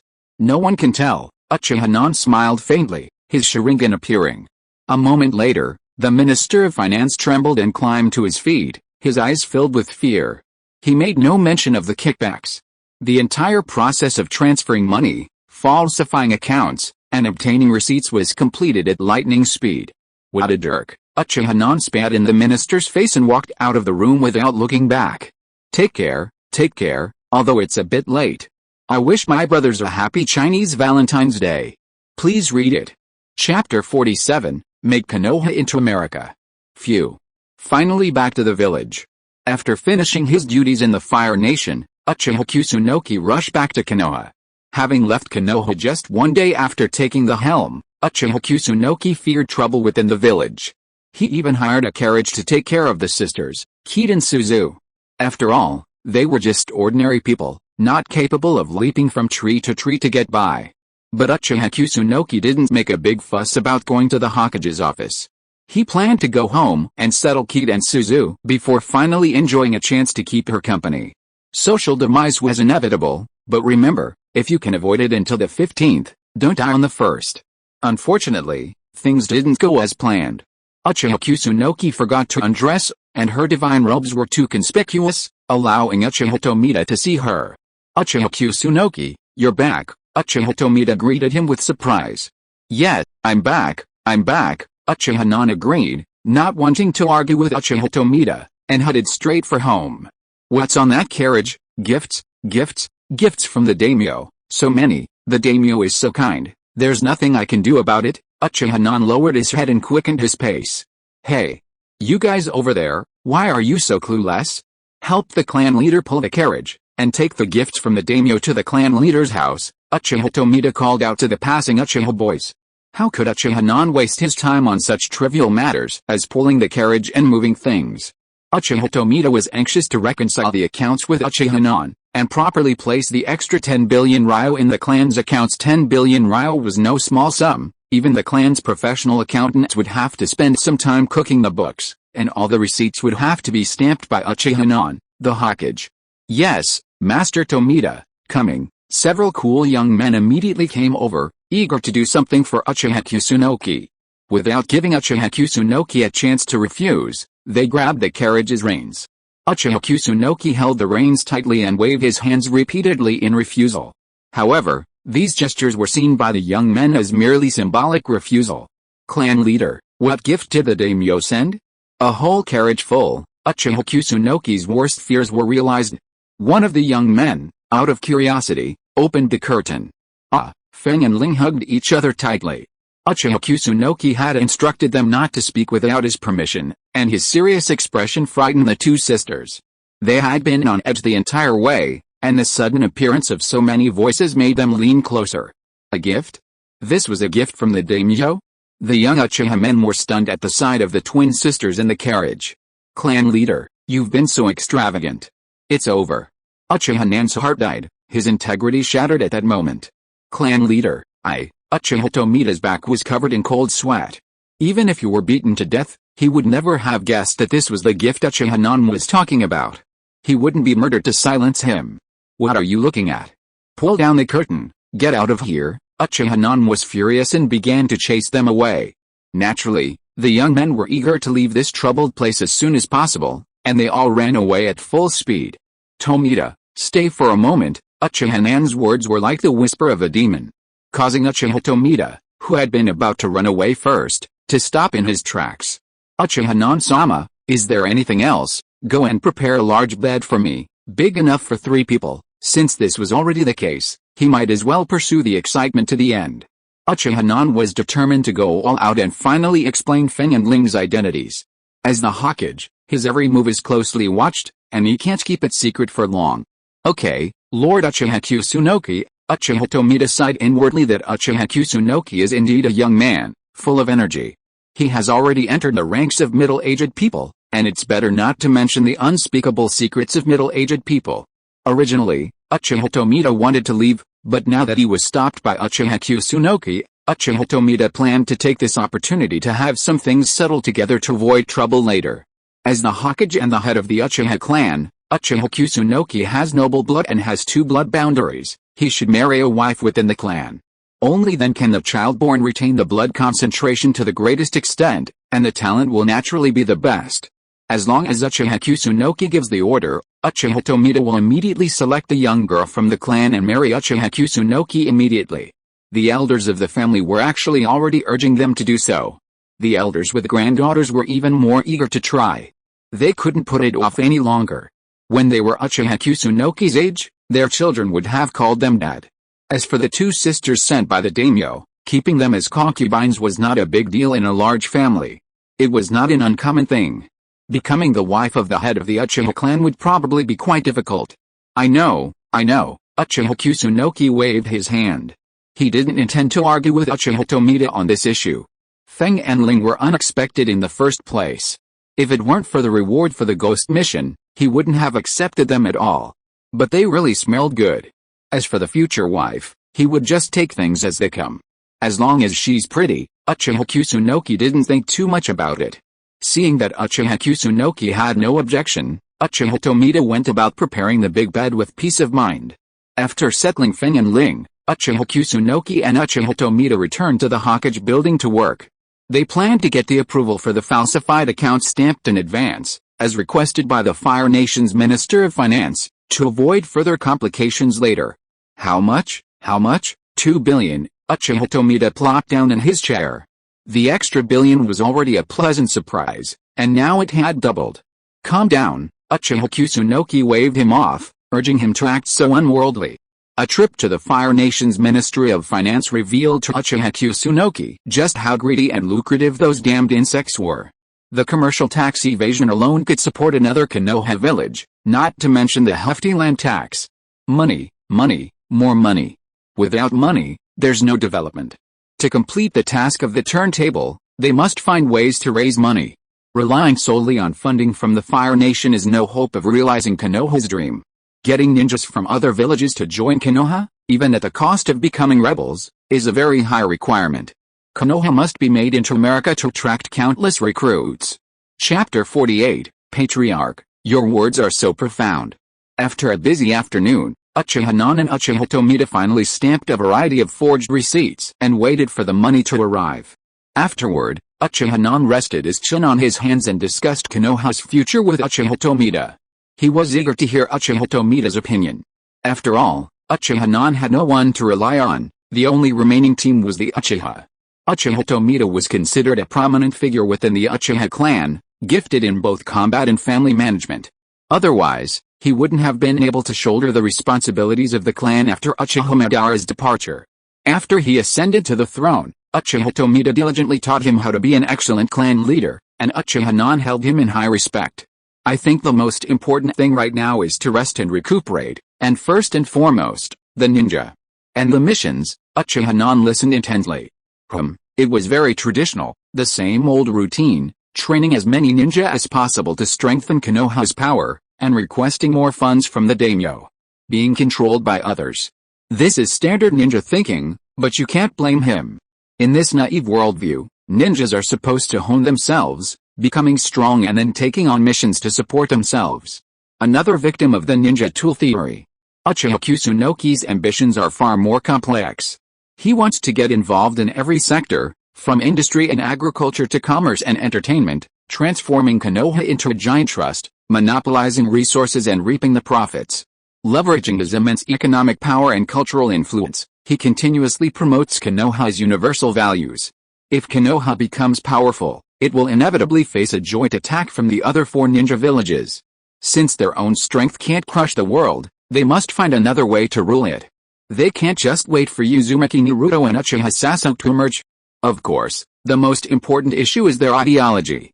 The Shodame's naive ideas are truly outdated and cannot serve as Konoha's guiding ideology. They should study the 9-year compulsory education system, focusing on politics and history. A good organization must have a noble aspiration, and Konoha's aspiration is naturally peace in the ninja world. On this basis, we need to develop military, political, economic, and cultural capabilities. Konoha's military strength is undeniable, but its political, economic, and cultural influence lags far behind. Konoha must first address its economic issues. To overtake others, there's no future in competing with shinobi and daimyo for land. They've already had 1,000 years lead, so we must develop industry, advance technology, and expand productivity, Uchiha Kusunoki exclaimed. Keyboard politics is a fundamental skill for the bunny people. Every university dormitory at night is filled with the appearance of a great reformer, a great statesman, a great military strategist, and the like. Unfortunately, they can only make speeches and offer their opinions from their dorms, unable to realize their true ambitions. Of course, Uchiha Kusunoki isn't a professional, but he only needs to start the process. The rest will follow naturally from Konoha's elites. Uchiha Tomita sat there listening, sweat beading on his forehead. He could understand a little at first, but then he lost track of what Uchiha Non was saying. Industry needs to develop steel. Steel is its lifeblood. To become rich, we must first build roads. Konoha's roads really need repairs. In the future, we'll also develop trains. Uchiha Tomita's mouth dropped open, almost babbling. Although he couldn't understand what Uchiha Non was saying, he felt it was all wisdom and a profound feeling. He only needed to nod. Tomita, Konoha's future should be vast, not just a ninja village. Do you understand me? Uchiha Tomita swallowed. To say he didn't understand at this moment would be humiliating. I sort of understand, but Master Uchiha Kusunoki, aren't you thinking too far ahead? Uchiha Tomita chose his words carefully. The First Shinobi World War hadn't yet concluded. The battles between Konoha and the Kirigakure and Iwagakure villages hadn't yet been decided. It was just a temporary truce, and no one knew what the future would hold. Those who don't plan for the future will inevitably worry about the present. It never hurts to think a little more. Those who don't plan for the overall situation aren't qualified to plan for a specific region, and those who don't plan for eternity aren't qualified to plan for the present. Uchiha Kusunoki spoke with deep meaning. Those who don't plan for eternity aren't qualified to plan for the present. Master Clan Leader, your words are profound. Uchiha Tomita praised him. He felt that he was too superficial. Now, perhaps only Uchiha Kusunoki could lead Konoha into the future. Okay, that's all for today. Notify all clans of a meeting tomorrow. Now that the funds have arrived, it's time to distribute them. I've been away from Konoha, and they're probably getting impatient. Uchiha Kusunoki felt like he and Uchiha Tomita couldn't come up with anything to discuss. Their minds weren't on the same page. It was almost time to recruit the Hokage's assistants. The image of a pineapple head came to Uchiha Kusunoki's mind. Nara Shikeon would be a good candidate. Members of the Nara clan were naturally intelligent. A conversation with him might yield some results. Yes, clan leader, Uchiha Tomita nodded. The clan leaders of other clans had been coming to him frequently these days to inquire about the funds allocated by the daimyo. Uchiha Tomita, of course, wouldn't reveal anything. He was warm and polite to everyone, but he remained clueless. In the evening, Uchiha Kusunoki returned home. The house, which had been a bit messy before, had been cleaned up. "Master, you're back." "Yes, I'm back." Feng and Ling stood at the doorway, waiting for Uchiha-nan. Uchiha-nan casually stroked their heads. Their hair was soft and comfortable, like petting a cat. "Nan, are they the masseuses you hired?" "I'm very satisfied with their technique." Manji emerged from the room with a cat-like gait, clearly still unsure of the relationship between Uchiha-nan, Feng, and Ling. "Not really, they'll be living here from now on. I'm no longer single, little virgin." Uchiha-nan, upon returning home and seeing Manji, felt incredibly relaxed and teased. "What, you traitor?" Manji's eyes widened. They'd agreed to be lifelong buddies, so whoever ended up being single first would be the one to say they were the dog. Uchiha-nan and Manji played around for a bit while Feng and Ling went to prepare dinner. Uchiha Tomita had delivered a generous helping of ingredients. Soon, the table was set for dinner, 4 dishes and a soup. Uchiha-nan sat there while the 2 sisters stood by to serve him. This made Uchiha-nan a little overwhelmed. He wasn't a baby, so why did he need help picking up food for his meal? "Sit down, since you've followed me, there's no need to be restrained. This will be your home from now on." Uchiha-nan waved his hand, asking them to each serve a bowl of rice and eat with him. Originally, Uchiha-nan wanted to change the title of master to just call him by his name, but the 2 sisters refused, so Uchiha-nan didn't force it. At night, Uchiha-nan lay on Feng's lap, enjoying the lap pillow to clean his ears, while Manji lay on Ling's lap, enjoying Ling's fur caressing. "Nan, I agree with you and the 2 of them. Just give me a massage like this every day." Manji narrowed his eyes, a look of enjoyment on his face, and accepted the new family member smoothly. "Oh? That's good, don't regret it," Uchiha-nan said, and took Feng and Ling to the bathroom. He had wanted to try a bath together for a long time. After taking a bath, Uchiha-nan couldn't wait to return to the bedroom. Tomita was so thoughtful. The bed was bigger and softer than he had imagined. Feng and Ling were wrapped in bath towels, their cheeks slightly flushed, and they said in unison, "Master, please be gentle." The remaining 10,000 words are omitted. Outside the room, Manji listened to the noise in the room and covered his ears with his hands. "Asshole, so careless, the nest is occupied, please read and vote for me. I will update in the morning." It's too gloomy to update in the early morning. If you are listening to this novel on a channel other than Fanfic World, it means it was downloaded and re-uploaded without effort. We warmly invite you to visit our channel, Fanfic World. There you will find the original version of this story and many other novels of various genres. We look forward to seeing you dive into a world of incredible novels. Chapter 49 Internal Debt is not a debt. Early in the morning, Uchiha-nan climbed out of bed, supporting his waist. He walked to the window and drew back the curtains. Sunlight streamed in, casting a shadow on the bed. His snow-white figure, shown against the golden light, was a truly stunning sight. He stood up. But the mirror facing him in the room made him resist the urge. His hair was tangled, his eyes were deep-set, and he had dark circles under his eyes.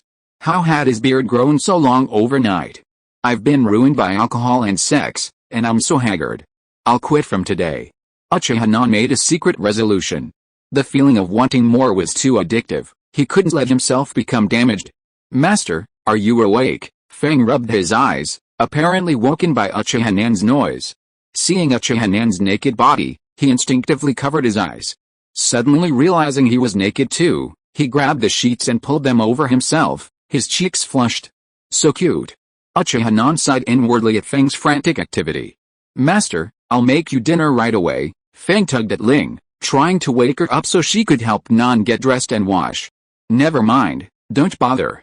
I'll go out to eat. You guys can go back to sleep." Uchiha-nan waved her off, content with the experience of being served and dressed. There was no need to burden the 2 sisters with such hardship. Without giving Feng a chance to argue, he grabbed a change of clothes and left the room. He washed up, shaved, and found a random breakfast shop for breakfast. After breakfast, Uchiha-nan headed to the conference room. With an hour left before the meeting, he'd expected the meeting room to be packed. It turned out to be packed, with nearly every high-ranking member of Konoha's clans, big and small, present. But then again, it made sense. Payroll has arrived, and if he's not actively distributing it, he's simply out of his mind. Uchiha thought this as he made his way through the crowd to his seat. Seeing him enter, everyone tactfully shut up and returned to their seats. Uchiha, sitting at the center, glanced around and noticed that Uzumaki Mito hadn't arrived yet. He casually asked Senju Momoma, "Why didn't Mito-sama come today?" Senju Momoma's fist stiffened at this, and it was hard not to suspect that Uchiha had brought this up on purpose. Mother's face had been beaten into pig's head by the evil Uchiha. If it weren't for the Uzumaki clan's strong vitality and resilience, she would have been disfigured. In any world, appearance is paramount for a woman. It was only because Uzumaki Mito was taking the greater good into consideration, otherwise he would have fought Uchiha to the death. Mother wasn't feeling well, so she didn't come today, Senju Momoma replied expressionlessly, not intending to argue with Uchiha. Oh. Looks like the injury from last time hasn't healed yet. Momoma Senju's defenses were broken, now certain that Uchiha Kusunoki had done it on purpose. Not angry. Momoma Senju decided to hold back a little longer. There was no benefit in antagonizing Uchiha Kusunoki now, he might just be waiting for him to turn against him. It was time for the funds to be distributed, so he couldn't fall for it. Momoma Senju turned his face away, pretending he hadn't heard Uchiha Kusunoki's words. Hokage-sama is here, and everyone is almost here. Let's have a meeting. Hinata Takuma stepped in to smooth things over, not wanting to escalate the situation between Konoha's two major clans. Then let's have a meeting. Uchiha Kusunoki nodded, and the meeting to distribute funds began. The Land of Fire has allocated funds to Konoha. Uchiha Kusunoki paused, and the clan leaders looked at him eagerly, hoping to know the total amount. 30 billion. The sudden announcement of the funding figure shattered the previously quiet meeting room, and everyone began to chatter. 30 billion? It's an astronomical sum for a single clan, but it's for the entire village of Konoha. After deducting the tens of billions owed to the various clans, there's less than 20 billion left. And that's just Konoha's ninja clans. There's also a large number of civilian ninja. There aren't many mid-level and Jonin, but there are a lot of Jinan, which adds up to another ton. And then there's all sorts of other things to spend money on. Today, let's discuss this funding. Uchiha Kusunoki had just taken office and wasn't yet able to make his own decisions and use the allocated funds at will. The ninjas in the village were eyeing this money like hungry wolves. As soon as Uchiha Kusunoki finished speaking, everyone began to speak freely, breaking away from the quiet chatter.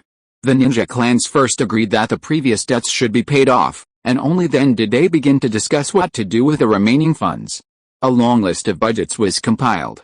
Konoha's daily operations required continued enrollment at the Ninja Academy, which required additional expenses. There were also various ninja tools, ration pills, and detonating tags. Konoha's hospital needed to be expanded, and medical ninja needed to be trained, another significant expense. The cost of defending the Hidden Mist and Hidden Rock villages was even more substantial. Just the standing military presence alone cost 500 million ryo per month, and if localized conflict escalated into war, that figure would triple or quadruple. And then there was the Hidden Cloud Village. Even though a peace agreement wasn't a foolproof solution, precautions were still necessary.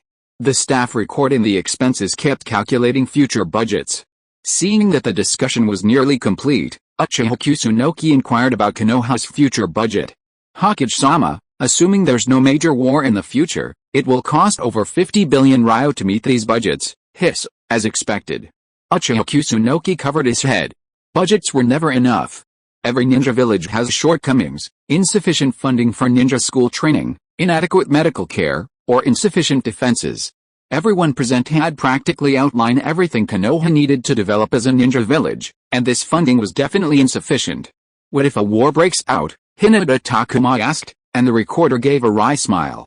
A war is already underway, so how can there be a sufficient budget? You're burning through money, and there's no end to it. The situation isn't optimistic, comrades. Uchiha Kusunoki faced the crowd with a serious face. Money is still money. Konoha is our common home. We must stand together and wield the spirit of the will of fire. Uchiha Kusunoki began with a lengthy speech, conveying the spirit of the meeting. While Konoha lacked funds for development, someone had to pay for it. Who else but these wealthy ninja clans could transfer the funds? Rely on civilian ninja? How much profit could they possibly make? A lean camel is bigger than a horse. Konoha owes the ninja clan money. This is an internal dispute, it's an internal debt. Internal debt is not a debt. He will bear the blame for the suffering of the ninja clan. Chapter 50 passed unanimously. Uchiha Kusunoki spoke at length for 20 minutes, not even realizing how long he'd been going. So, for the sake of Konoha's development, we must endure some hardship. With his final words, the entire audience perked up. All that had been said was nonsense, a prelude to the real business. Now was the important part. Each clan has sacrificed many members for Konoha. Their family pensions must be paid immediately, without delay. However, for the sake of Konoha's development, I think we can postpone the other debts Konoha owes you. Uchiha Kusunoki's words changed the tone of the ninja leaders present. Are they going to continue to owe you money? This was a challenge to the interests of all Konoha clans. Don't worry, Konoha will pay you back every penny of what we owe you, it just can't be paid all at once.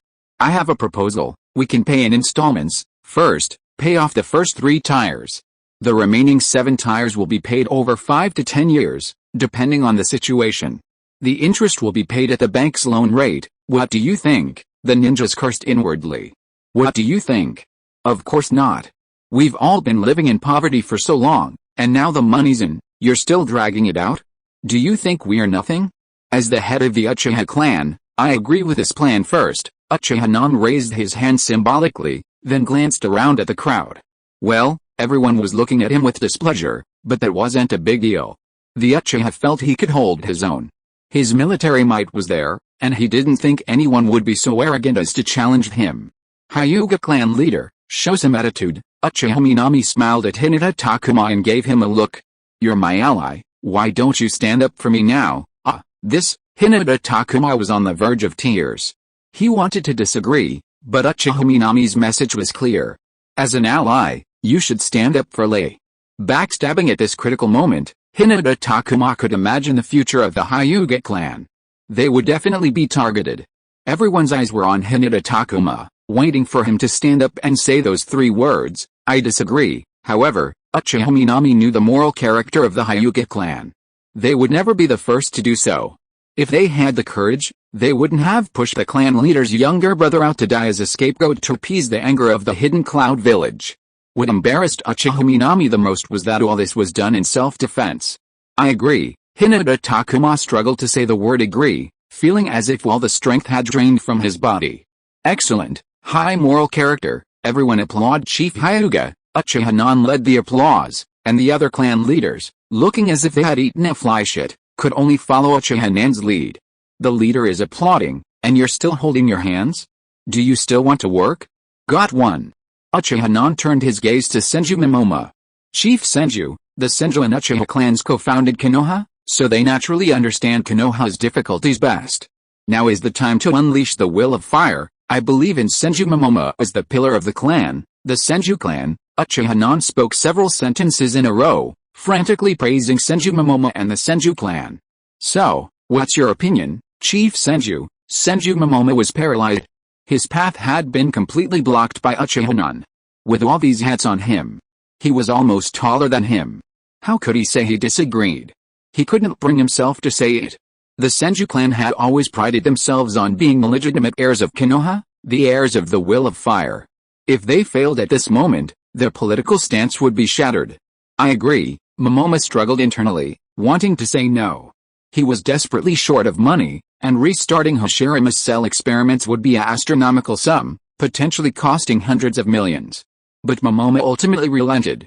Political stance was more important than money, it was the foundation of the Senju clan's survival in Konoha. Another one secured. Uchiha Kusunoki was secretly delighted. With Konoha's 3 most powerful ninja clans now taking the lead, the rest were no longer a concern. Clan leader Nara, you 3 clans, I know, Shika, and Joe, are all related. What are your opinions? Uchiha Kusunoki looked at Nara Shikaon. He was going to use this man in the future, so he wanted to test him out to see if he was compliant. Nara Shikaon had already seen the situation clearly, the tide was on Uchiha Kusunoki's side. Going against the tide would only lead to his own demise. It's better to be more decisive, so Nara Shikaon answered almost instantly, without a single hesitation. For Konoha, our 3 clans naturally agree. Excellent, Uchiha Non praised, pleased with Senju Shikaon's tact.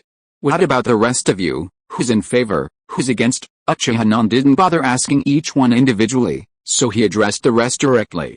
If you disagree, you can speak up. Clans have their own difficulties, and as the clan leader, I understand the difficulties of maintaining a clan, Uchiha added, trying to make his eating manners more impressive. So infuriating. I really wanted to beat Uchiha up. The remaining clan leaders were furious. He had a knife at his throat, yet he still asked with a smile if you were satisfied. Is that something a human could do? Sadly, they were destined to never realize such an idea in their lifetime. Agree, agree, agree, the pleasant voices of agreement echoed, bringing joy to Uchiha. Good, unanimously approve this proposal. As expected, everyone here is a loyal and loyal member of Konoha. Each and every one of you has fully grasped the spirit of the will of fire. This is all for Konoha. Uchiha's official rhetoric became increasingly fluent, his slogans growing louder and louder. He had fallen ill, and his leader's illness had infected him. Today's meeting is successfully concluded. Everyone, applaud. Uchiha was the first to stand and applaud, and the others followed suit, tears welling in his eyes, as if moved by the spirit of today's meeting. Of course not, these were tears of pain. The family would face hard times again in the future. But Uchiha was in high spirits. After the meeting, everyone went home, and he returned to his own little nest. Keat and Ling had already prepared lunch for him, and Uchiha devoured 3 hearty bowls. After dinner, Uchiha felt very happy today and felt he should do something to liven up the atmosphere. He still had 10 chances to draw in the lottery, so he decided to take advantage of today's auspicious day and do it. Uchiha locked himself in the room and prayed as usual.